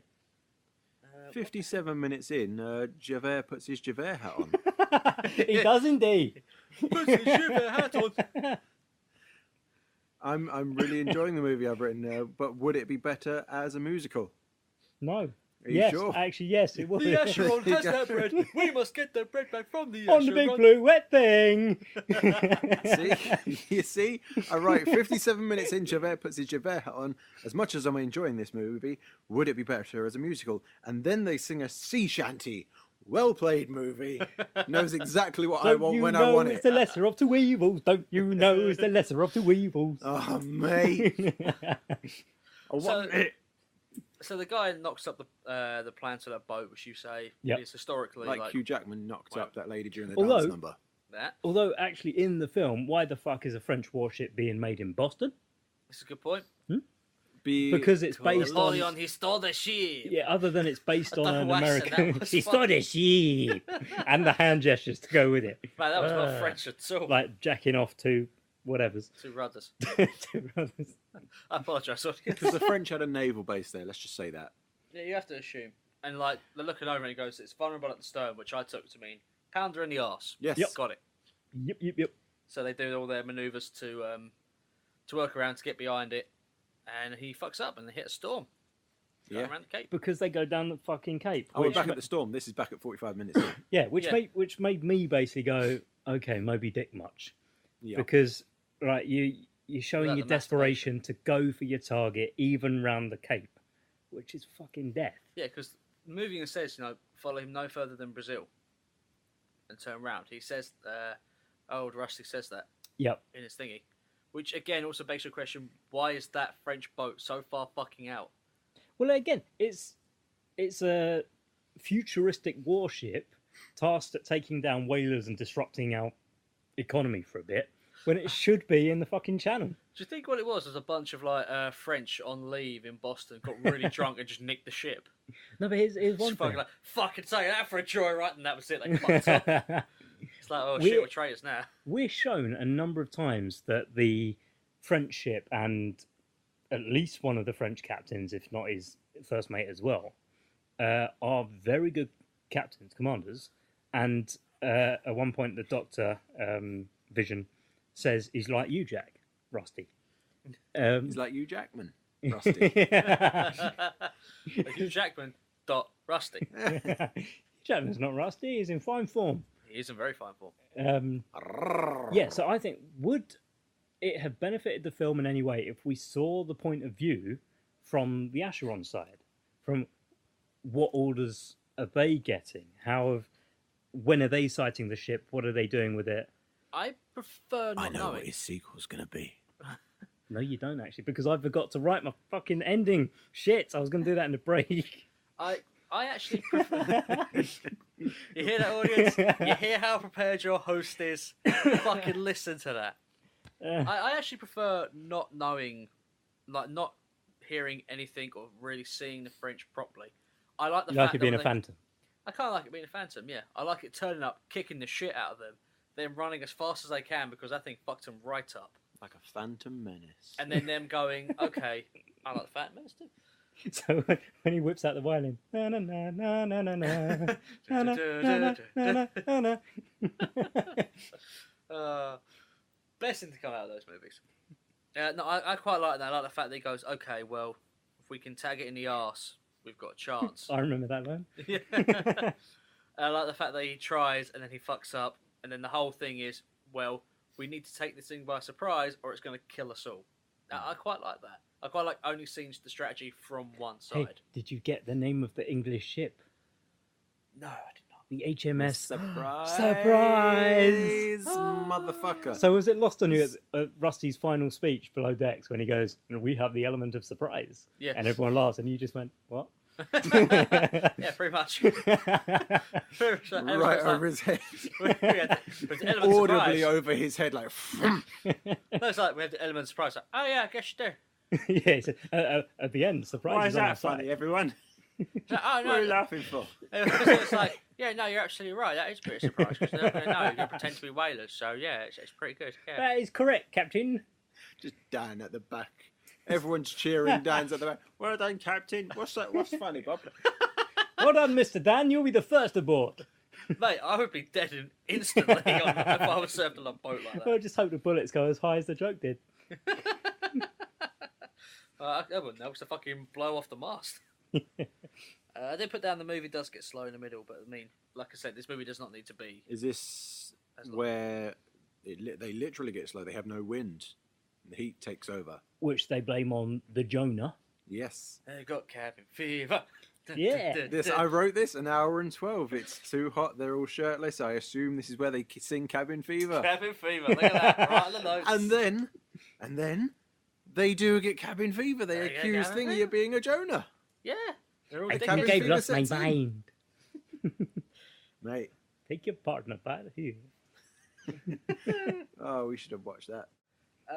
I did feel sorry because, like, when the boat catches up to them and they start running again and they build their fake little ship Yep. at the back, I did feel sorry for that poor kid. Yeah. Like, on the raft, like, fucking, there you go, dickhead, fucking off you go. But hang on, because remember, this is a midshipman who's training to be an officer. Mm. And if your captain singles you out for that and then brings you back on, you know you're in his good books. Yes. Yeah, it's true. I did So- say, I suppose, you know, for the movie, and I imagine treatment of those children, yeah, it's probably accurate for the time. I would Plus, imagine. he's got small little hands, so it's easier for him. Also, but then they like semen apparently. What was that? They like semen. There was a lot of semen, There's a lot of semen. which again It's full of just semen. makes Semen. me have pure Guys- dread for what's to come. Guys, Lewis. I'm so proud of us that we've gone this long into the podcast and we've only just made a semen joke. Way to bring us down. Well Dan. done, guys. I'm so proud. Round of applause. From now on, nothing but semen jokes, though, eh? Okay, so I only have the one. 56th Give me minute. like 4 hours before I can give you another. 56th minute when there's all that semen going about in semen. Yeah. I thought that was a bit semeny. See, it was very semeny. Yeah. But you're okay. back at 56 minutes. I'm at an hour and 12. Oh, sorry. What part of the semen was that? Oh, that's the semen bit where they're all getting cabin fever. Oh, okay. That's where I am. Okay. I did put down. Oh no, that poor guy died in the storm. Yeah. Oh no, that guy's dead. That is a problem I have with the movie because I write. There's about 4 characters. I'll come back to it later. There's like I 4 mean, what- characters that when you really say- matter. And When you say, oh no, that guy died, do you mean the one they cast adrift or the one who commits suicide? no, the one who got killed. Yeah. Yep. Have a think about it. You What one do know. we mean? Character man. That guy. There was one in the first battle. Well, no, Oh, there I were do mean 9. the guy that they cut loose. I do mean that guy. Yeah, there. I want And to then point the- out. In the Cape, yeah. And like some blonde guy. I want to point out how bloody stupid that redcoat is. He shoots the doctor, Mm-hmm. Oh, that claiming Sorry, it claiming went the low. that stupid claiming the bird fucking dropped cunt. low. The bird didn't drop down in front of the Vision's waist, did it? Went Even- left. He even- went, fuck the doctor. Crack. Even if it did drop low, what hunter goes, yeah, that's all right to shoot there? Yeah. Either this redcoat is a shit shot. He's a Or a Royal fucking moron. Marine, is who he was. Or he meant to fucking shoot him. Either way, or he meant to shoot him. Either way, doesn't deserve to be in the position that he's in. So this redcoat needs to go back to fucking Butlins or wherever he's come from. Oh yeah, who is this saying? Oh, the Americans won't get it. Yeah. Yeah, fuck me, that stupid cunt shoots the only one who treats people on the fucking boat. You're very liberal with the C word tonight. It's like a Ford Fiesta. Seaman. Seaman. I just put down like when Vision and Jean Valjean, Doctor Vision. Doctor Vision, Dr. Vision. and prisoner 842946 are having an argument. Is that your phone number? 842956555. Mate, I've never watched the film. I've literally never Really? watched that film. I make the numbers up as I go. All right, we'll do that one live as well. Yeah, fuck that. then 2460. Like he says to him, "Oh, now you sound like an Irishman." It's like, well, it's because I am Irish. I thought, it's very English for an Irishman. He's an there, Paul officer and a Bettany. gentleman. Yeah. No way would he have regional dialect. Fuck you. No, apparently not. Apparently they wouldn't have regional dialect because I was like, he's Irish. Then why did you pick Paul Bettany? Why would you pick a guy with possibly the most astute English accent you could find to play an Yeah. Irishman if he's supposed to be Irish? But I again, just plummy accent. He is absolutely amazing in that scene where he has to do surgery on himself. Mhm. yes. I don't think I've ever seen Paul Bettany do a better job than in that scene. It's probably best film I've seen him in. Yeah. He is really good in this film. fucking brilliant. He's honestly quite an underrated actor, I think. I think he doesn't get as much love as he probably should. I don't think he does. No, I think Paul Bettany deserves. I mean, I say he deserves better. He's the fucking Vision. Yeah, but He's he doing deserves all right for himself. He's doing really well. So. But he does deserve major. more than being a kind of one. He One deserves bit better than character. that Angel with machine gun movie that he did. Yeah, he deserves recognition. Yes. That's what he deserves. I've written here that this is the first movie to shoot in the Galapagos Islands. That's Ah. good. Well done, Lewis. I didn't know that. Thanks. I didn't know that's a fresh fact. I didn't know that. Thanks. Yeah, I just found it on the internet. I was like, oh, that's really interesting. And I thought I'd tell you guys. Thanks. It's crazy. I thought the host would have done research like that. I know. It's You'd bizarre, think. isn't it? You'd Oh, think. well, I don't know why you think that. You know who was hosting. As a small side note, I put old school jelly looks foul. Like that looks really disgusting. Old school what? Wasn't Jelly. jelly. Oh, no. Certainly was jelly, wasn't it? It's basically chocolate pudding. Yeah. What's the name of it? I Yeah. know the actual name of it. I don't know. I've had it. It's all right. I can't remember the name. But fair, if It it's- if basically it's pudding- tastes like chocolate angel delight. Oh, okay. Yeah. I mean, it looked It's foul. more gelatinous. Right. Back on the Galapagos Islands, Yes. when Paul Bettany is riding Hodor, Yeah. he didn't have to put all the cages down. No. He got an extra kid there. I mean, yes, the kid's only got one arm, but he can still carry some cages. He's still Also- handy. Also, kid, run off and tell him, me and this bloke are still going to just carry on Yeah. with our stuff and we'll catch up. It's not Oh, we that caught up. imperative. Oh, the boat's gone. No, Well, but obviously, look, the boat was going round the whole island. It was on the other side of the island. It needs to go round. They can go quicker over land. yeah. Plus, this is what was made out to us as if it could be his life work. He can present this shit to the king, Yeah. and Now all he's got is a fucking beetle. beetle It's got to be. and a stub toe. Oh, he says he's going. Well, at the end, he says, "I'll take you back there."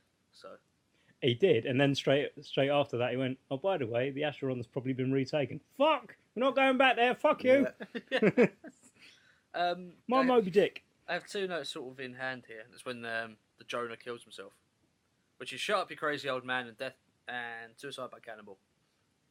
Yeah. He was Jonah. Jonah. It's Jonah. So shut. Wind stopped when Jonah did that. It's like bang it on. I'm the old crate. Shut your mouth. Shut the fuck up. Hey, you talk no more. Oh, hang on. This is going to be another film where I say, "Does film prove existence of God?" Right.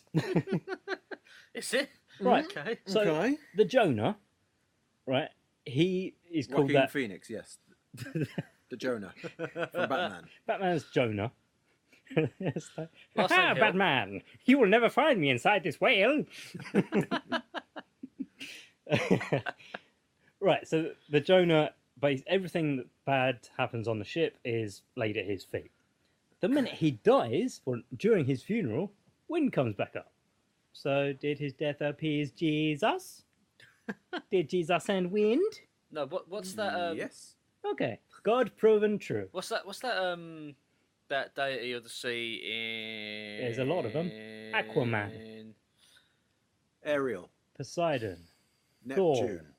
Pirates of the Caribbean. What's the one in Pirates of the Caribbean? Calypso. Tentacly. Yeah. Calypso. It's Calypso. Yeah, but all They she appeased needed was a Calypso. true love's kiss. And that guy from The Office to let her free. Yeah, Mackenzie Crook. What's that his name? Yeah, why'd they let him out of jail and let him keep that name? Should be Mackenzie Freeman. Well, you know, his They've cousin's already called got a Freeman Bobby. on I'm a the bad cast, though, guy. didn't they? They've got a Martin Freeman. What, the Pirates? No, in the On office. The Office. Yeah. The Office on boats. You free man. Oh, I want to see Ricky Gervais in a captain's cabin. I got it when he was going to commit suicide. We hurry up, she rises. I got when he picked up the cannibal. I actually thought he was going to clock the kid in the head. You've always been kind to me, now die. The juxtaposition of the editing and everything there, did make it seem like he was going to clock the kid over the head. Just go bonk by kid. Well, I'm kind of happy with that because I thought it was a bit too obvious on the suicide angle. But if you didn't see that, then I mean, I know it. Then I you saw it shoot coming. the It was cunt, just the frankly. way it was shot and edited there. It Yeah. was like, I'm going to clock. I'm yeah, gonna... blame it on that. Yeah. That's all I mean. I like, will.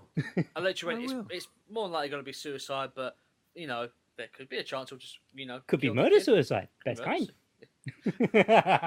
I'm Don't commit suicide.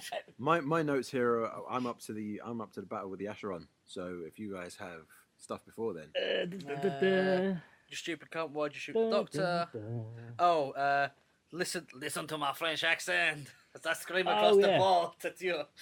Got to be Papa Lazarus. This is something that pisses me off in every movie Englishman. ever and every TV series that features a boat at one point in time ever. Uh-huh. Everyone happy about grog. Whenever there's something like extra rations of grog for the men, or look at all this grog we have, or where is the grog? Why is the grog gone? Yeah, can you guys tell me what a grog is? I think isn't it just like foul shit alcohol that's put together? Pretty close, yeah.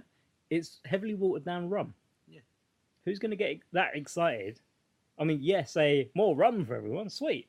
but more watery piss rum. More watery piss rum for the men. Huzzah! If watery piss rum Take is over all you've Budweiser. got on a boat and it gets you a buzz on, There's actually, in the Age of Pirates, so for about 500 years before that, they had, I want to think, it was called Galop or something, and it was essentially rum and nutmeg and spices and then a little bit of water. So they actually had a nice version of it, but it wasn't called grog. It was called Galop or something. So that's more nicer. Sounds like it would be a treat to the men rather than runny piss rum. But yeah, that's just my thing I wanted to get off my chest, because every one of these films makes grog out as if it's some ambrosia of the gods. you spoiled little bitch boy. Well, it's an extra ration of something. Drink your grog You and make shut it. up. So if someone said, "Here's a free Budweiser," I'm not going to drink it. Well, no one's going to drink Budweiser. Fucking, you pour that shit on the floor and the floor doesn't absorb it. No one wants Budweiser. Right, I'm going to have to rethink our sponsor for next week, because The End Battle, which I did love. this is where I'm up to, yep. Yeah, I really enjoyed that. I put down, that kid's a fucking baller. Running guns a man down. I did think it was weird the doctor got up and fought as well. Well, Or the physician. Or... I was trying to work out where I he think was. that's a nod to the books. Oh yeah, The yeah, Doctor sure. being able to, having the skills to pay the bills, because in the books he's very proficient fighter and a spy He is as a well. spy. Yeah. So- In fact, there's a little nod to that. Is when he's flexing his fingers before he plays his little Yeah. cello. Actually, in one of the books, he got his fingers broken by the French for being a spy, Ah. and then they would have killed him had not Jack Aubrey swung in and saved the day.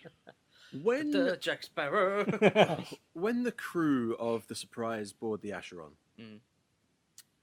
after blowing it to bits and shooting everyone, and they board it, and they're like, "Oh, everyone's dead," and then all of the Frenchmen pop up, surprise. Acheron. Yeehaw. Where were they hiding? On the Because yeah, They're no, not just on the floor. floor. No, just on the floor. yeah, they were all pretending playing They were all dead, playing dead. lying down, Literally, they were just lying and that's down. how good they were. Is that your eye skipped over them? That's stupid. No, because this is another thing. This is another thing that makes me think that the captain of the Acheron So should hold have. on. What you're telling me is they get shot to bits from cannons and gunfire, and the French captain is like, "Everybody, sleeping lions," Pretty much. and they all play dead. Shout to the Lord and shoot there. Yeah, that's what it was. That's what you're telling me. happens. Sleepy shat, everyone. Sleepy shat. Doesn't know the French word for lion. What's the French word for lioness? Could be lion. There's a place in France called Lyon. Lyon. Isn't there? Is it not Lyon? Possibly Lyon. Probably not. Lyon est dormir. Lyon est dormir. Seul tout le monde. Just shouting French. No, that's probably not words. That works. It's just what you remember from year 9 French, isn't it? Look, Bonjour, je m'appelle Ashley. I never got that far. Un, deux, trois. Un, deux, trois. Où est la bibliothèque? Nah, Spanish was the best one. Piscina swimming pool. I like the piscina swimming pool. During the sword fight on the Acheron, there is a shot There were quite a few shots. where One they head. are all swinging their swords, and the shot is static, and they're just screaming, "Ah!" And I couldn't help but imagine Brick from Anchorman just strolling through the scene with a trident and a grenade, like, "Ah!" Also, Yeah. Kind of ruins the scene. Kind of It ruins would the have mood. ruined the scene, but it would have brightened my day. what I really liked is like during that last battle I paused a few bits of it, and even though I could see like where they were purposely aiming swords to miss their target but make it look like they're hit, my eyes kind of didn't want to see that it was fake. Yeah. So it was shot in a way that gelled really nicely. So there was even a bit of bendy rubber sword, it seemed to me, at one point. But it was all just a bit, no, it's okay, because it's gone from this to this to this. And it was really nice pacing. And it wasn't like, it's probably benefited from the kind of close quarters aspect of it. So when you see like full on field battles, you're like, okay, they're just running and hugging each other. But yeah, this because of the closeness of it and the way the angles had to be close up. Well, I didn't notice any of the bendy sword or any of this swing and a miss stuff, because I didn't know it was in this film. Bendy sword. Benedict Bendersword. I didn't realise he was in this film. The film did You're on something today, aren't you? what it was. Like for the audience can't see this, but Lewis refused to acknowledge what I just did, and the look of "I want to stab him." came across He's a his better face. man than I It's am. not look. I can't look at you. The film did good. I didn't notice it. Moving on. Lovely. Wouldn't it be funny if there was a ship that had a boat fucking thing? Yeah, like it was a good fight scene. I was so the very end, he goes into the physician's quarters, sword drawn. He says, "Oh yeah, Captain's dead." L'infirmerie. Oh, was that his name? No. Damn it! They do say. Damn it. What's your captain's name? Surgery. Oh my! I'm just like I should have said anything. Big Dick George. fucking. You're at the airport, Heathrow. Oh, Oh my! oh! I'm so Yeah. wow. So he goes in to see Instant Captain karma. Surgery. Come Captain L'Infirmerie. So he goes into the surgery, gets his sword. They take the ship. I'm assuming the captain was among those people in there in the infirmary. The That's captain at the impression I time. got. So that on. At the wasn't time, made the captain was particularly. pretending to be the doctor. wasn't he? That's, Well, here's the thing. that's what I'm trying to The, get at. the Was that- captain himself, the actual original captain, died Mm. before that battle. Yeah, 4 months earlier, wasn't So there's either an acting captain or a first mate, or there is a new captain. it? Yeah. And it's not made clear who that is. Whether the person on the slab is just the dead captain they've brought back up or something, which after 4 months, probably not. But yeah, it wasn't made clear who the captain. Probably the doctor, just because of his grasp of English, he would probably be the most educated man there. Yeah. So that was the assumption I was getting at, because it didn't feel like... No, because the doctor was dead. That's what Vision says at the end. I know them. I know the doctor of that ship. Been dead for 4 months. Oh, So they the didn't say it was the captain. No, the captain was pretending to be the doctor. Right, okay. Righto. But going back to this scene where he walks into the captain surgery, why the guy's dead on the table. The surgeon's like, "Oh, Monsieur is dead." Why doesn't Russell Crowe just cut his fucking head off to make sure? Because they've already been. Because rules of engagement. I don't care. They've already been sneaky with the sleeping lions and jumping out. He's had Very sneaky French. he's had a hidden Frenchman under the table to Oh, try yeah. and stab him. I just Yeah. imagine him going to lop his head off, and the bloke just went, "No, no, no, no, no, Lion et dormir, Lion et dormir." But my point is, they played sleeping lions. He had the guy jump out from under the table, try and stab him.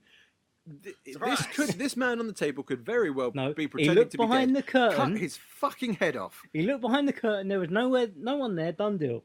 Just No. a bunch of doctors. No, you cut that man's fucking head off, because we know from the Pirates movies that if you die at sea, you can still You come die back. in real life. You can still come back as a zombie pirate. If you die at sea, you die in real life. No, you come back as a zombie pirate ghost. Or you just escape Davy So you Jones's cut the locker and you're fucking fine. head off. Or you lick a rock. Or you take your brain out and then you drop it and you say, "Oh, I dropped my brain."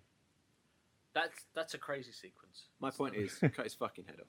Well, take it one step further. Kill everyone on that ship. Just kill them all. Just Take kill it one everyone on step that ship. further. Follow the rules of engagement. Stick him in the brig. Take him to port. Or just kill them. Captive. Maybe this is why Does I it say wasn't a anywhere captain in the for rules of engagement that you cannot cut a dead man's head off? Probably. Does it? Find me. Probably says something about belittling the dead or whatever. Desecrating a corpse. That's great. Yeah, there you go. No one's going now, are they? So you are going to have to kill the doctors as well Who are they in going to believe? cold blood. Who are they going to believe? The doctor of a rival ship, or a highly? No, remember, a doctor, a gentleman, and a learned man would have equal say to the captain. Yeah, but Captain's English though, isn't he? Good point. Didn't think of that. Cut his fucking Lying head off. French bastard. He's going to come back as a zombie pirate ghost and haunt Scooby Doo. Worse, a zombie French pirate ghost. right after the big battle with the Acheron, that, and we've lost a few good British men. All right. Oh no, not characters. Yeah. They were such good characters. May someone remember their name. Give me a minute. Let me help. Let me do this one for my friend. Can you help me? Can I can't do this. And then I get annoyed. But you know what? You got to hand it to the guy. Yeah. Hey, I get annoyed because What's all your hand joke? these characters, Sticky fingers, mate. Mr. Characters, You the got ones that are sticky dead, fingers, they get the R father. Mm. But Jonah Cannonbollocks just gets some shitty improv from Russell Crowe. Like, he gets handed the Bible on the Jonah page and he closes it just as a shitty improv. The wind's back, let's forget about it and move on. Remember, the suicide wasn't exactly allowed. Dying in battle was. Mm. But Not only did he... the guy that committed suicide had a name. Did he? Jonah. Jonah Cannonbollocks. Yeah, I guess. Sailors are dicks. Yeah, I That's really. Sir Jonah Cannonbollocks to you. He wasn't a sir. He was a... That's actually something that kind of bugged me. Like, they all hated on Jonah Cannonbollocks. But, like, why? I couldn't quite figure out why. Aha! I was waiting for some stupid sod to ask this. Right. Precisely 2 moments. One where he sings with them and they all go, prick. And another one, the guy doesn't salute. So... Yeah, so you get that the fact that the whole singing was fraternising with the men, which was against the terms of naval officers or any officers in general. And if you read your whole rules of engagement thing, you probably know that, Dan. I doubt it would be in the rules of engagement. Well, if you see an officer, don't sing with him while you're fighting. Have you read it? I'm waiting. So Well, don't sing with the undershipman. Oh yeah, so you've got, it is generally because he was fraternising with them Right. that they immediately lose respect for him as an officer. Right. Hence, we get the lack of salute, because it's also before that we got he should have called to arms when he thought he saw something in the fog, but the junior guy did instead. Okay. Yeah, so they knew, especially when it was proven correct when they got fired upon not 2 minutes after, that they should have beaten to arms then. That guy wasn't going to give the command. They would have been sitting ducks. So it's them not having confidence in him as a boss, basically. Right, okay. Fair enough. That clears it up for me. Wasn't sure. No Thanks, buddy. problem. All right, Hid.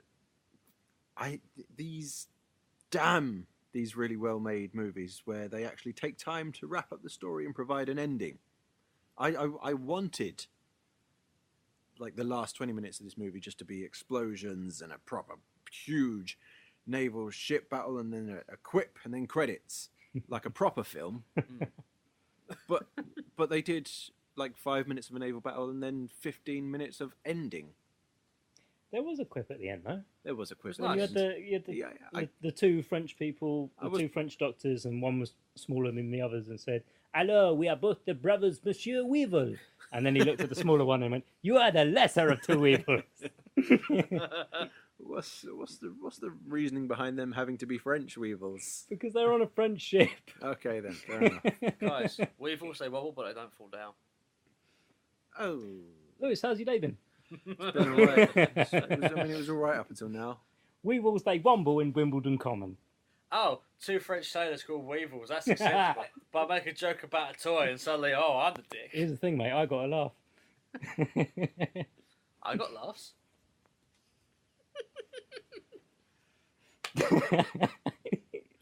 I just know you're funny by now.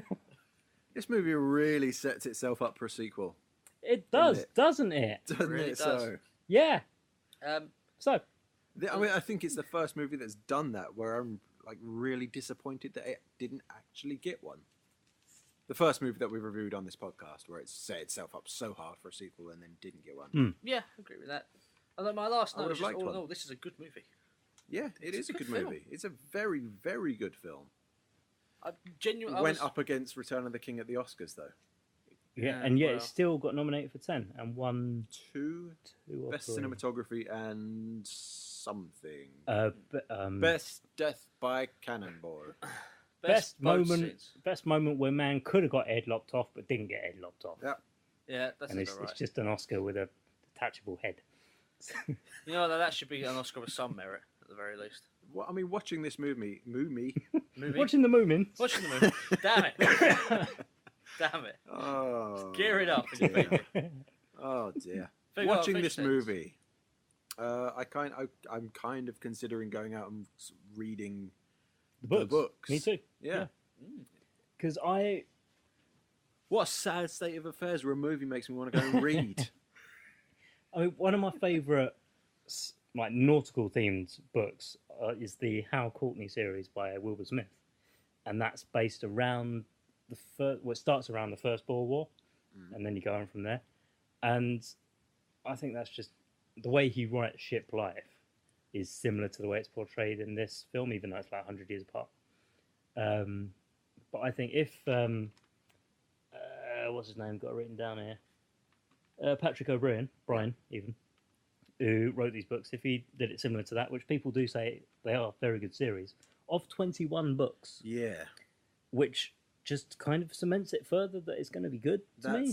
That's slightly daunting. To Well, me. That's where I'm reticent about reading Well, them. My It's two a favourite big book investment. series are The Wheel of Time, which is 15 books, and The Discworld, which is over 40 odd. Yeah.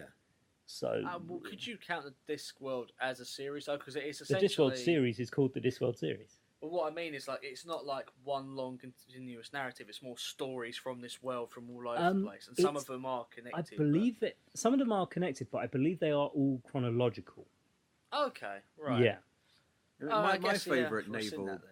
naval book is The Owl and the Pussycat. So if Master and Commander's like that, Yeah, but you know that was a then I'll enjoy it. pea green boat, yeah? Yeah, Should have been fucking metal.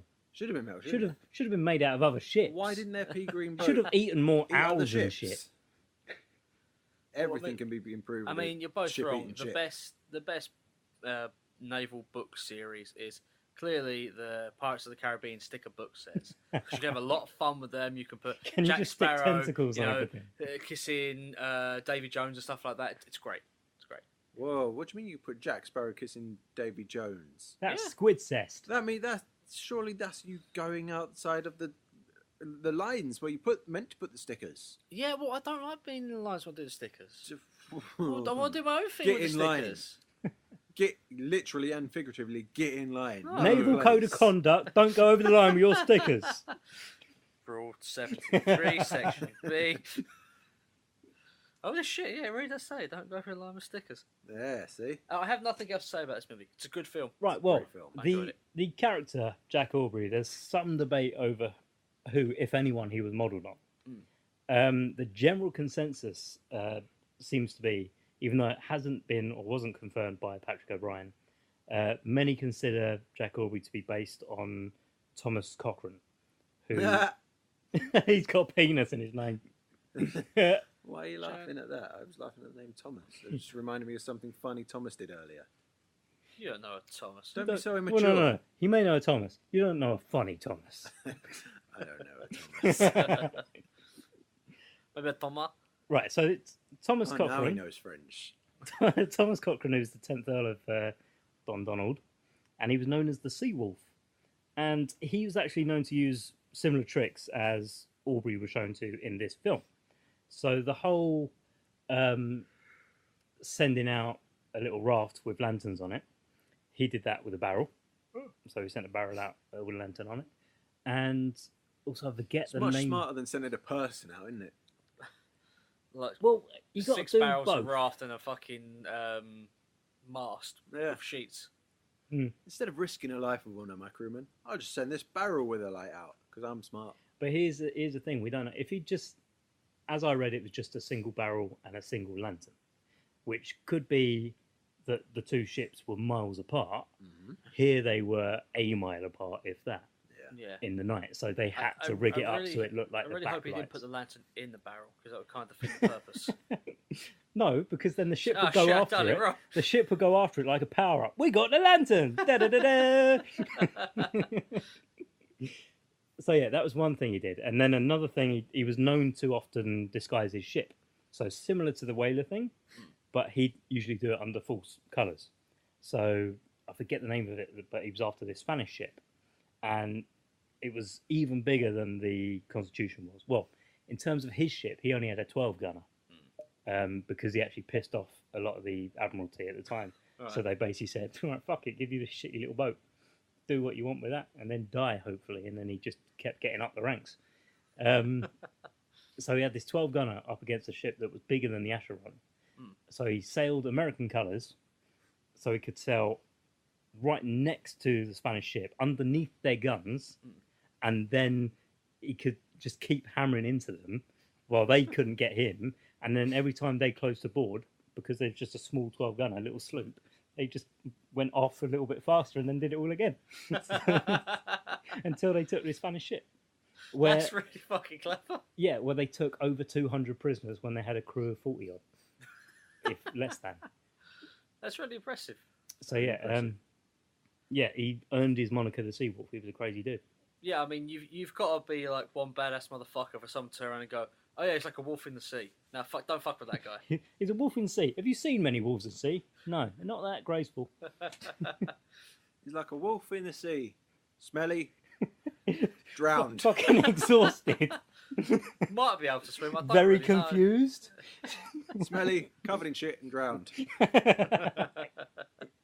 What a captain. It's like a wolf in the sea, floating over there. This movie sets itself up for a sequel, doesn't it? It does. Do you want to take 5 minutes to finish your pitch Yeah. before we... Well, you know what? I don't care that much about my sequel pitch, so I'll make it up on the fly. And it'll still get more votes than you. Let it never be said that we are ones for quality. Right, so Rolling the dice. let's see what other facts I got about the film. So, 150 mil budget, Uh-huh. 212 mil worldwide gross. So not bad, No. not great. No. Right. When, Not an when you amazing take return. in marketing costs and everything, Yeah. it's probably a loss. So I've mentioned that Rusty learned the violin. Yeah. Paul Bettany also went to the Royal College of Surgeons and learnt how to use the 18th century Yes. medical tools. Yes. The book, well, this film, so I've got it written down. This film has used around 5 out of the 21 books for source material for this film. I was going to ask you, how big are the books? I'm not entirely sure. Because if they're only like that, then it's not so much for a bad series. But if they're only, thin books. They're probably about 8 by 10 inches. So anyway, So the the actual books are set in the War of 1812, which the Americans call the Revolutionary War. We call a little squabble we had while we were focusing on Napoleon. Well, actually, the War of 1812 is actually really interesting because America should have completely ruined us, but we didn't because Canada, yay Canada. Another podcast, another time, Ashley. So yeah, it was set in 1812, but the reason why they chose the Napoleonic War is because the studio thought Americans wouldn't watch a film where they were the bad guys, which has come up quite a They bit. didn't watch a film where they weren't in it, though. So, Yeah, true. But it was pointed out to me that Letters from Iwo Jima Iwo Jima, yeah.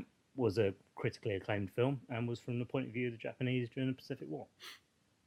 Or Pacific War front. Did you know that this was the first movie ever to film on the Galapagos? I did not know that. Well, there you go. I had no Learn idea. something new every day. +1 to knowledge.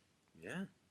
The ship that they actually used to film on was the HMS Rose, and that was originally a French ship that was captured in 1757, and it saw action in said American Revolution. So yeah, it's very good for the time period. Right, the writers toyed with including Keira Knightley as a love interest. I mean, Wouldn't you be a bit tied up with a different boat movie? See, it depends what started shooting first. Probably Pirates. I mean, I guess it depends on what their contracts and their shooting schedules allow. because multiple actors do more than one movie at a But yeah, time. even then, if they could have done it, you don't. Even Keira Knightley's agent would have gone. You don't want to be that woman what appears in boat films. She says appearing in 3 of the boat films. 4. No, Four. Oh yeah, 4. It's She made a cameo at the end of 4, 5, didn't she? yeah. She didn't So- touch a boat though. She didn't touch a Didn't boat. touch a boat. She's improved. Right. So we love Paul Bettany. Yeah. Yeah, we do. Ray Fiennes was originally considered for that role, and I Would have also been good. I Yeah. really don't see a difference. I think they would have both made the role the same and good. Yeah. I don't see how Ray Fiennes would have injected anything different. He No. may have tried for more of an Irish accent if the guy was supposed to be Irish. I don't know if he was supposed to be Irish. He's a plummy man. Let him talk plummy. Captain Lovely. Aubrey. Good day to you, sir. Captain Aubrey, sir. I wondered if you'd like me to get my cello out and play the strings a bit for you. Well, I don't know. Oh, Come here, little boy. I'm going to hack your fucking arm off. hold the Anyway. fucker down. Give me some more. Fact my bitch up. So, sequel. Yes. Tell me about the sequel. Did hear you this. know that this film set itself up for a sequel? Did it? Did you know that I then? mean, that's the premise of this They podcast. were, So I mean, they were very subtle about it. if they Very did. subtle, but if you look at the end of the film, Yeah. where they set themselves up for a sequel, that's the bit where they set themselves up for a sequel. Oh. pray tell, what was the sequel they set themselves up for? Now, Where he gives command of the Acheron to... Who's he give it to? James Darcy? yes, Scarface. Yep, gives it to James Darcy, and then is like, oh no, the Doctor's dead for months. The captain must have been pretending to be the Doctor. Captain's still alive on that ship, and he's like, oh, we have to go turn around and get it then. Yeah, and they keep saying the That Doctor, was and so then subtle. and then we hear diddly doo, diddly doo, diddly doo, diddly doo, diddly doo, diddly doo, Oh, diddly doo. Not good when you got a cold.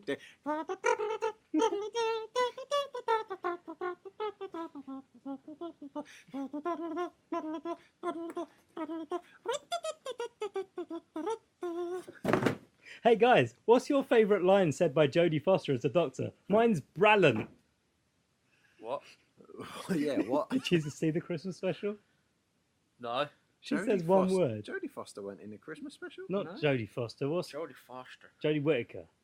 Right. I don't know her fucking name. I've never There we seen go, her in I was anything gonna except for the say. Doctor Who special. I was going to say, pretty sure Jodie Foster isn't the new Doctor. Why did you do the Doctor Who theme tune? Because you kept saying Doctor. Oh, And the right. Doctor's on a boat. Oh, Well, it's the physician. that's strenuous at best. Yeah. But you got into it, so. I did the Captain Pugwash theme. No, you didn't. What theme did I do? You fucking Captain do it. Pugwash is diddly diddly diddly. No, it's not. Yes, it is. No, it isn't. Man, that's Blue Peter. What's Pugwash? That weren't Pugwash. Boats, everybody. Boats. Dan, Boats. for the sake of clarity, can we insert the Captain Pugwash theme tune here?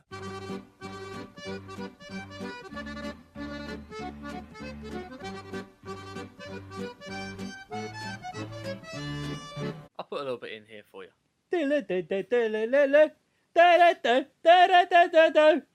Well, thanks for proving me right there, Dan. Well, thanks for proving me wrong there, Dan. Delete as appropriate. Right, come on, tell me Go about on. the sequel. Did you know the film set itself up for a sequel? Did it? Yeah, Do you know about Groundhog Day? yeah. What's that? Is that the one where the film sets itself up for a sequel? It's stabbing. All right. So, as I've said before, this book used around 5 of the 21 books in what is known as the Aubrey Maturin series. I don't know if I'm pronouncing Maturin right. That's the name of the Doctor, or Irish, as we'll call him. So they didn't actually have, right, we're going to set itself up as the film series of the book series. So it's not like we're going to pick something more from the books and then carry on from this. It would have just been Martian Commander 2, Yeah. essentially. So the books that so they've got 16 more to draw inspiration from. And as of November, like late November 2017, Russell Crowe had come out and said that tweeted that proposals for a sequel are in place, and he was actively encouraging people to petition Fox to show their support. Mm. So, Won't happen. well, it depends. Won't happen. Not if Disney get their hands on Fox, which they are. So here's the First thing: movie wasn't profitable enough. Disney get their hand on Fox. Uh-huh. We get Marvel Wolverine. Uh-huh. Then And then they put a Deadpool in Master and Commander. and And everyone goes to see it, don't they, Dan? yes, Deadpool in Master and Commander. Hold And on, hold on, hold on. Yeah, it's Salt. That's Salt. Yeah, it's That's so. you know who Deadpool finds in Master and Commander? Who's he finding Master Rusty and Commander? Crow. And then Rusty Crow meets Wolverine, and they Uh-huh. have a sing-song. And then they go fighting around the world. Fighting around the world. Right. Tell me more about sequels. Got any more about I sequels? know I really nothing don't about- have a lot more about No. sequels. In fact, I have nothing more about sequels. Well, I mean, it technically answers a full start. If proposals are being made and Russell Crowe is still tweeting about it, then Is it David Weir? Peter Weir. Peter Weir. Director has come out and said he doesn't do sequels. Mm. Also, he hasn't done anything since like 2011 when he did whatever that thing was called. So fuck his opinion, basically. Yeah. But Rusty wants it, so Rusty wants what Rusty gets. I'd be happy with another one. And if Disney bought Marvel, for them money's not an object anymore. So, No. But they still want all the money, I suppose. So, they So- still want the film to make a profit, which if they released a sequel, it wouldn't. well, they're releasing Solo, so they can't be expecting. Because it will make money. Yeah, It's yeah, a money true. machine. It is. It's just a money machine. There And will it come a don't work day for nobody but Disney. when Disney own all the cinemas. And the Disney Oh. cinemas will just play the Disney movies, and all the $30 million movies we'll just watch at home. All the Oscar movies should be watched at home. I know. Amazon. I know. Netflix. I know you got that. I know you got that. No, yeah, I'll say Red Letter Media. Yeah. I They're agree fucking with them. 100% right. They are 100% spot on. That is what's going to happen. What should happen? You know what Red Letter didn't say? What? Here's my sequel for Master and Commander: Far Side of the World. That's true. Who do you want to go first? I want you to, Dan. You want me to go first? While I quickly write mine. Okay, that's fine. Yeah, I'm listening. So, with this, I didn't do too much research because there's what I wanted to do. There's so much stuff you could draw from actual history, but I decided we'd just go and see the Battle of Waterloo. Okay. I think that would be quite an interesting fight.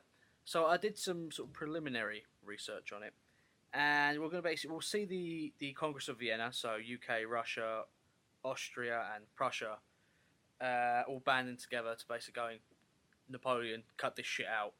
You stop this shit right now. You know, and we'll also get to see Napoleon raise his force to fight against them. I think he raised something like 300,000 by the time Waterloo rolled around. 500,000. It was the 500,000. biggest force he'd ever amassed. Yeah. Can I get a fact check on the dates of Waterloo and when this movie was set? Waterloo, I believe, was 1718. And this movie's set. 1805. 13 years before. Okay. So we are much older Aubrey. Russell Yeah. Crowe present day. Yeah, Yeah. I figure because we'd have him, we'd have also other people commanding, more famous ships and stuff like that. You know, and we'd have Nelson himself and obviously Napoleon and whatnot. And basically, just like most of the movie would be them positioning forces until essentially the end, which would be the big naval battle. And you'd get to see. I'd try and make it as historically accurate as possible while still being entertaining, which is probably about 20% historically accurate. That's generally what it tends to be, in order to actually still get some entertaining stuff out of it. And I just think it'd be really interesting to see. And is your sequel a musical? No, I've chosen ABBA not a jukebox musical? No. A Gagadoo musical? Agadoo musical, even? Like, I could be persuaded to put in one ABBA song just being hummed in the background by someone that's going by. Can it just be not Waterloo? Yeah, Can yeah, it be... other than Waterloo, just for shits and giggles. It'd be Dancing Queen. I put Yeah. Dancing Queen. Da, da, da, Oh, da, da, da, da. Napoleon's getting kitted up for battle. Yeah. You are the dancing queen. No other dancing queen. Young and sweet, only 17. Où est la dancing queen? Carry on, Dan. Yeah, Big Battle, Waterloo. Big Battle Possibly Waterloo. some ABBA songs. Possibly some ABBA songs. And then, we probably have the ending of, there was a lot more before Napoleon actually surrendered, so we probably just cut that down to actually getting his surrender and blah, blah, blah. And some text about, and this is what happened, and, the brave people beat the French and blah, then the typical stuff like that. Okay. I think that's what I do for my sequel. Pretty simple. I've just called it Master and Commander: The Battle of Waterloo. Okay. Yeah. Just like because I want to keep that title, much like they do with Narnia and whatnot. Do that. So that's my sequel. I like it, but you know why I like it? Because I've seen the film Waterloo, and it's a fucking great film. Have you seen the film Waterloo? I haven't seen the film Waterloo. Do watch it because if you will love it. I'll have to watch that. It's from Napoleon's point of view, Oh really? so it follows him. Fascinating. It's basically from when he gets banished to St. Helens or St. Helena, and then basically when he comes back, and that's when he amasses that huge army. Because he just basically goes, "Hey guys, remember how good I was? Yeah, but you were disgraced. Yeah, but look at the current dudes and what a shithole they're making of France. Yeah, all right, you were better."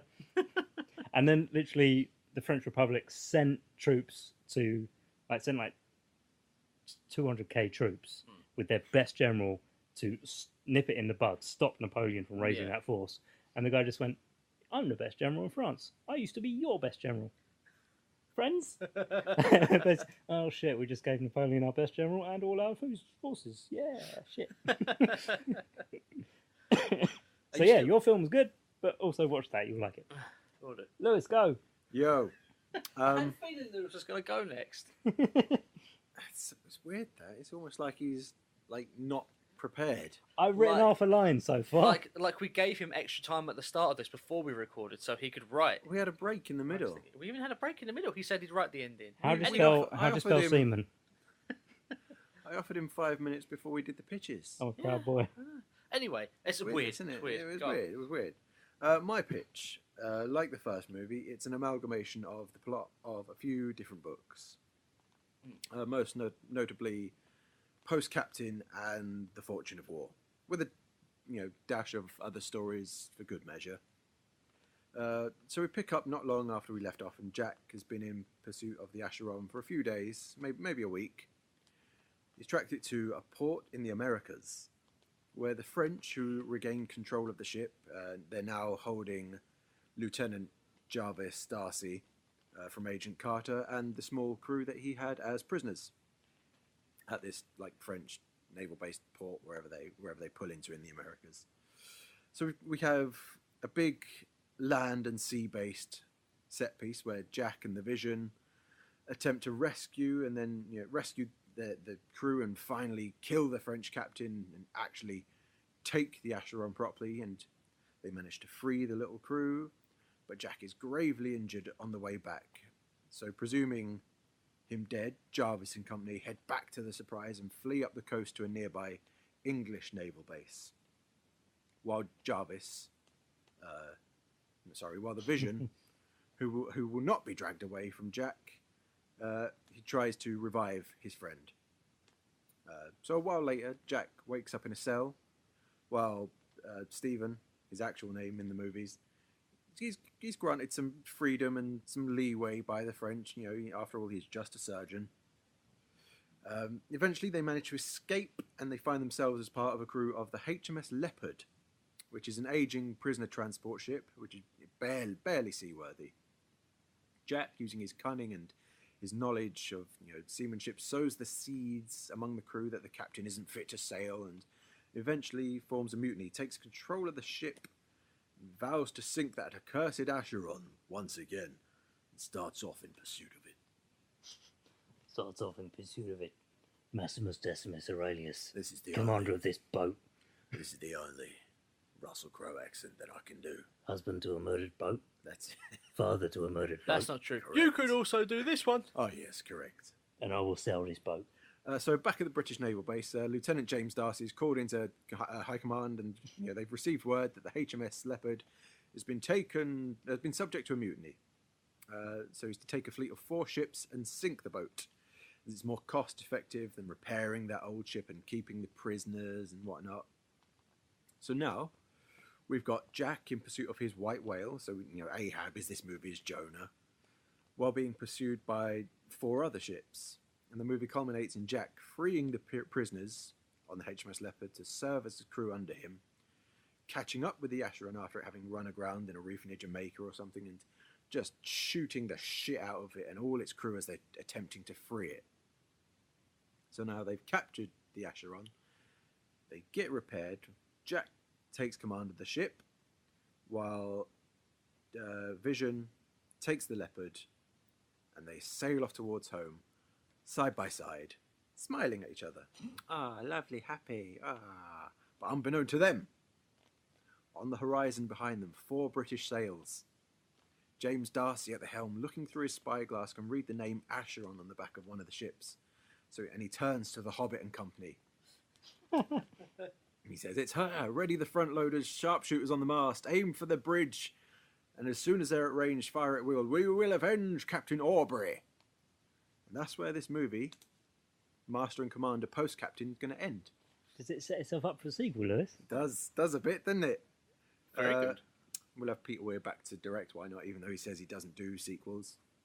Well, for the right amount of money, anyone does sequels. Well, that's it. Yeah. I hadn't thought of a director for mine. Just say Peter Weir. I guess Peter Weir. He did a fine job with the first movie. Ashley, have you finished? One second. Do you want us to vamp for a bit? Vamp for literally a minute. So, Dan. Yeah. I got a new tattoo.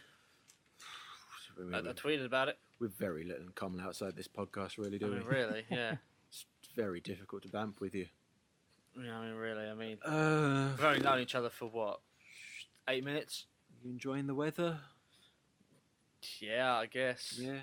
Yeah. It's alright, isn't it? Yeah. Probably raining. Yeah. Remember when we were prepared for this and somebody wasn't? Yeah. That's yeah. crazy, you guys. I remember that. Hey, do you want to hear my sequel? Oh, you got a sequel pitch? As I write the last word. Right. the last word. 4 months later. I finished. I finished. I've done 2 pages. No, I've done 1 page because I am a smart man. And this is the best work ever done by... I am a smart man. Done by human and gods. You've been wow. Fucking up yourself. You I prick. am bigger than Jesus. So you may as well just go to Twitter now and vote for the one with the A on it because that's mine. Yeah, vote for me. And then you can stop listening to this podcast. So, yeah, good. Right. Thanks for your vote. Go on. So roll them bones, boy. My sequel. So initially, I did leave the house with a beginning. I just didn't have a middle or an end. So the beginning, I basically thought, right, we could do historical or we could do embellished for the sake of a movie. Historical could have been set in the War of 1812, as we mentioned before, potentially sailing to liberate Quebec, which was a naval mission at the time.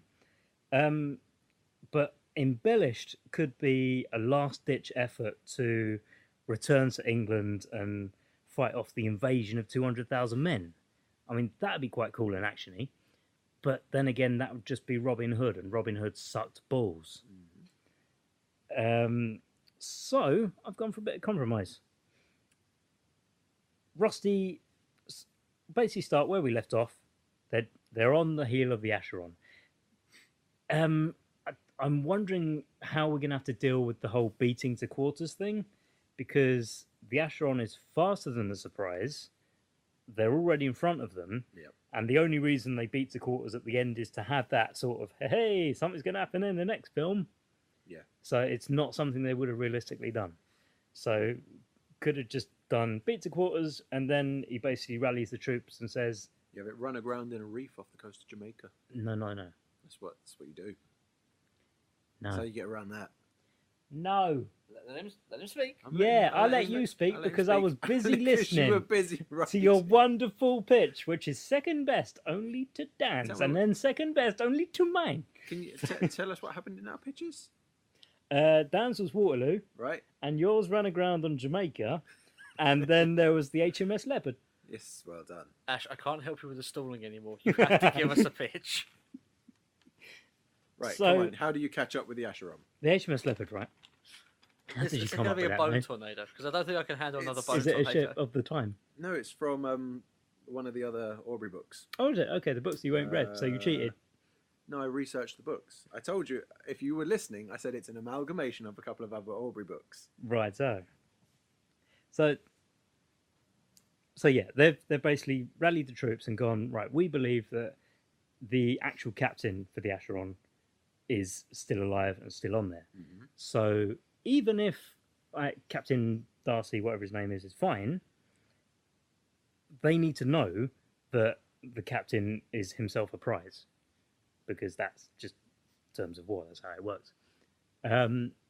So they're chasing after the Acheron, and then as they are, the Acheron just goes further and further away because it's bigger and it's faster and it's got more crew, or at least does it have more crew? It may have the skeleton crew of English people, or it may have a full crew of French people.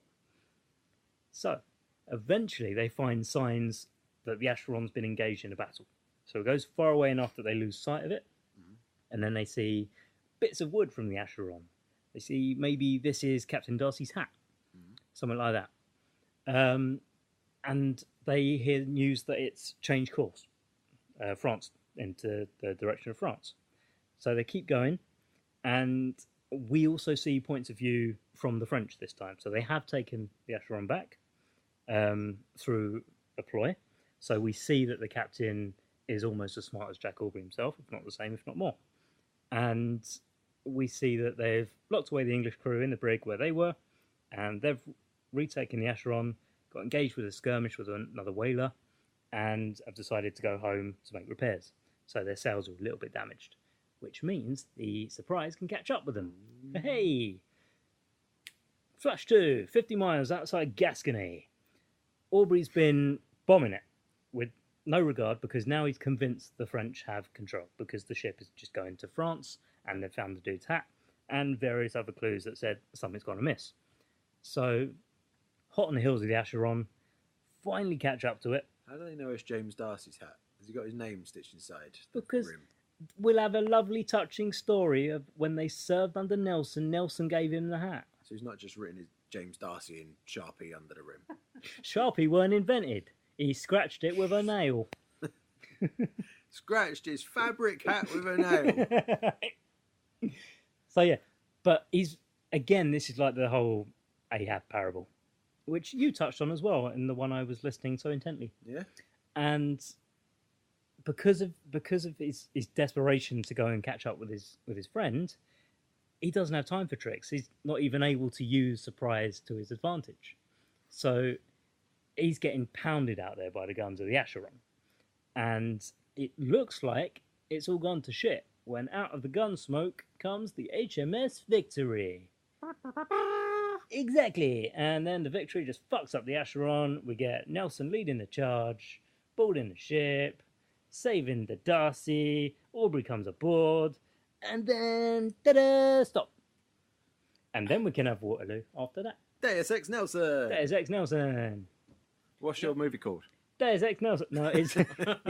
Master and Commander, Deus Ex Nelson. See, I thought about calling it Master and Commander something, but it was only called Master and Commander Far Side of the World because two of the books are both, one is Master Commander, one is Far Side of the World. Yes. I don't know enough of the books to amalgamate them, so I just wrote The Hunt for the Acheron.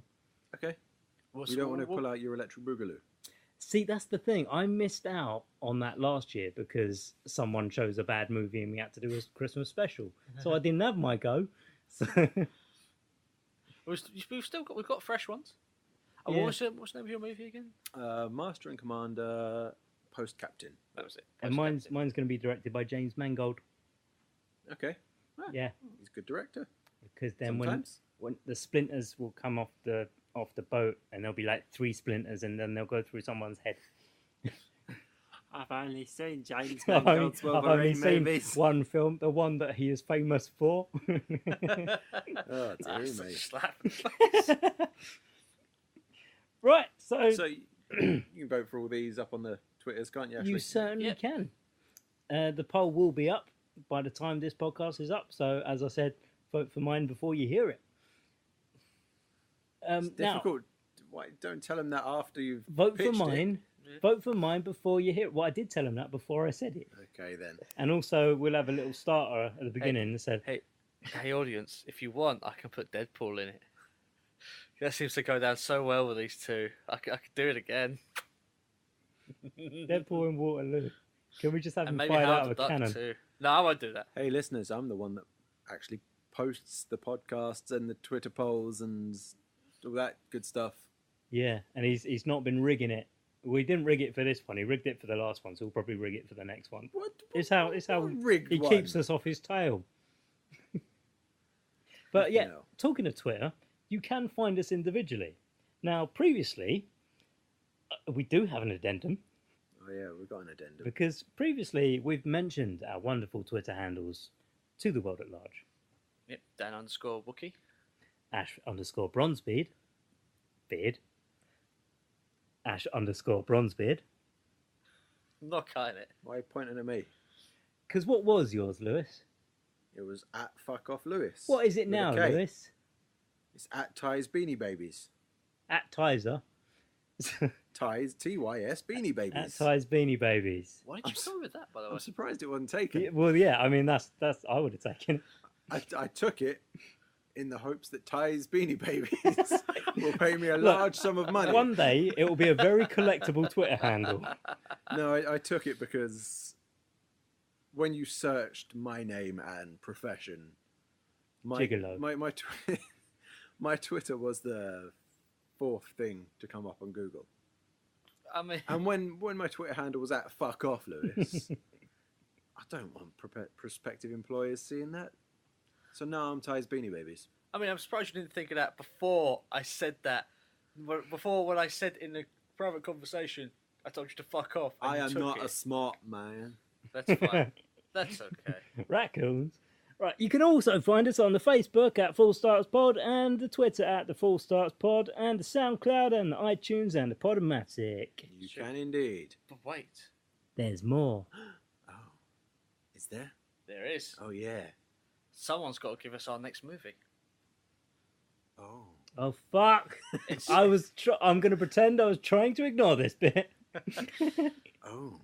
you promised a slap in the face. Well, I've not decided on the new release. Modern film. Modern film for next month.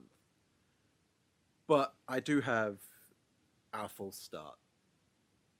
It's in retaliation for the Christmas special, Dan. After making me watch the Santa Claus movie, the Mexican Santa Claus, it's genuinely the worst movie I've ever seen in my life. you've been holding on. I have a surprise for you. Is it White Chicks? It's not White Chicks. I like white chicks. Of course you do. It's supposed to be. So close your eyes and hold out your hands. Okay, one sec. I'll have to shift away from the mic quickly. Hand is out. Eye is closed. Do not open your eyes. What's that pumping sound? Do not open your Is eyes that heavy breathing? until I tell you to. Great radio. Right, I know you're recording. I've got to say, my face better not be on Twitter. Okay, I have a box. Have a box. It's unopened. It's new. I have my Open box. your eyes It until rattles. I tell you It rattles to. like it sounds like there might be some sort of CD or DVD in there. Can't wait for this. Okay, hold it up in front of your faces. In front of the camera. Oh shit. No, I think I'm back at the mic. You are back at the mic. Okay, yeah. go on. Stare at your DVDs and Mine's- open your eyes. Oh, oh, Okay. fuck you. So you know what? Wow. I was gonna watch this just for shits at one point. You prick. So You prick. So for anyone listening, he's given us Keith Lemon the film. And I don't know if any of our overseas listeners will know who Keith I Lemon highly is. doubt I it. hope not. One can only pray that they don't. Oh, Hasselhoff's in it. Of course he fucking is. Jedward's in it. Well, yeah. Oh, yes, Ronan this- Keaton's in it. Yeah, this movie is full. Is this of- basically just celebrity juice the Troyer. film? There's Yeah, Vern it's, Troyer it's, in this. it's Vern Troyer is in this. This movie is D-list cameo the movie. Oh my god. So I can't remember the name of the. Yep, Kevin the guy Bishop's who in it. He plays- can't act for shit. Who plays Keith Lemon? Is it Lee Francis? Why is there Francis. a smudge on my case? Who got famous with Bo Selector, disappeared for a while, came back with this. He didn't disappear. He did that bear show. Remember Oh the yeah, bear? he did. Yeah, the Bear Show. That's The true. best show was Bo Select. No, it was. It was Bo Selector, but with one character. Yep. Yeah.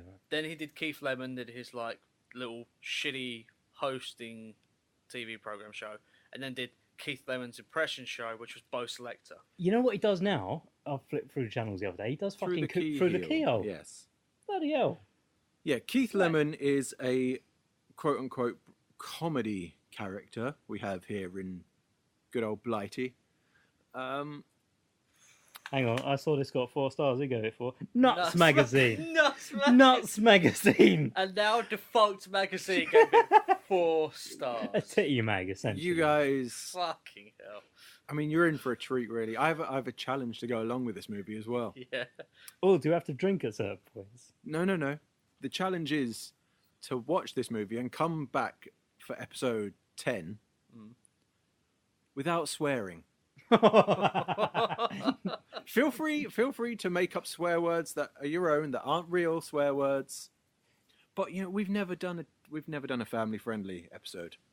So I don't think this is the one. I I think this think- grade 18 by I 2 think- separate countries. I think the language for episode 10 should be family friendly if the content isn't.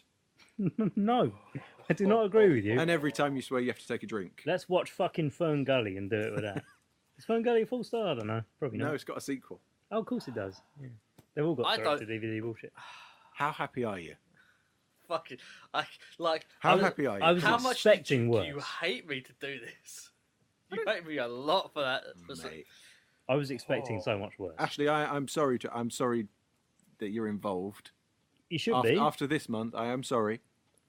I'm gonna But now come on, go out. what Dan did at Christmas. though.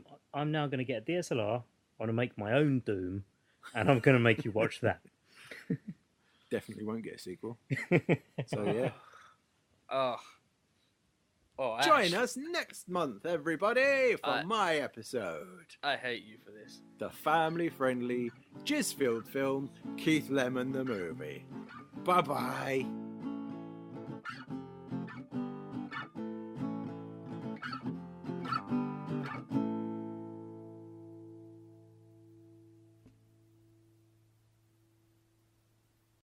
That was good. This is I mean, this 4 is the star from extended, Nuts has got me. This is the extended one. It's only 82 minutes.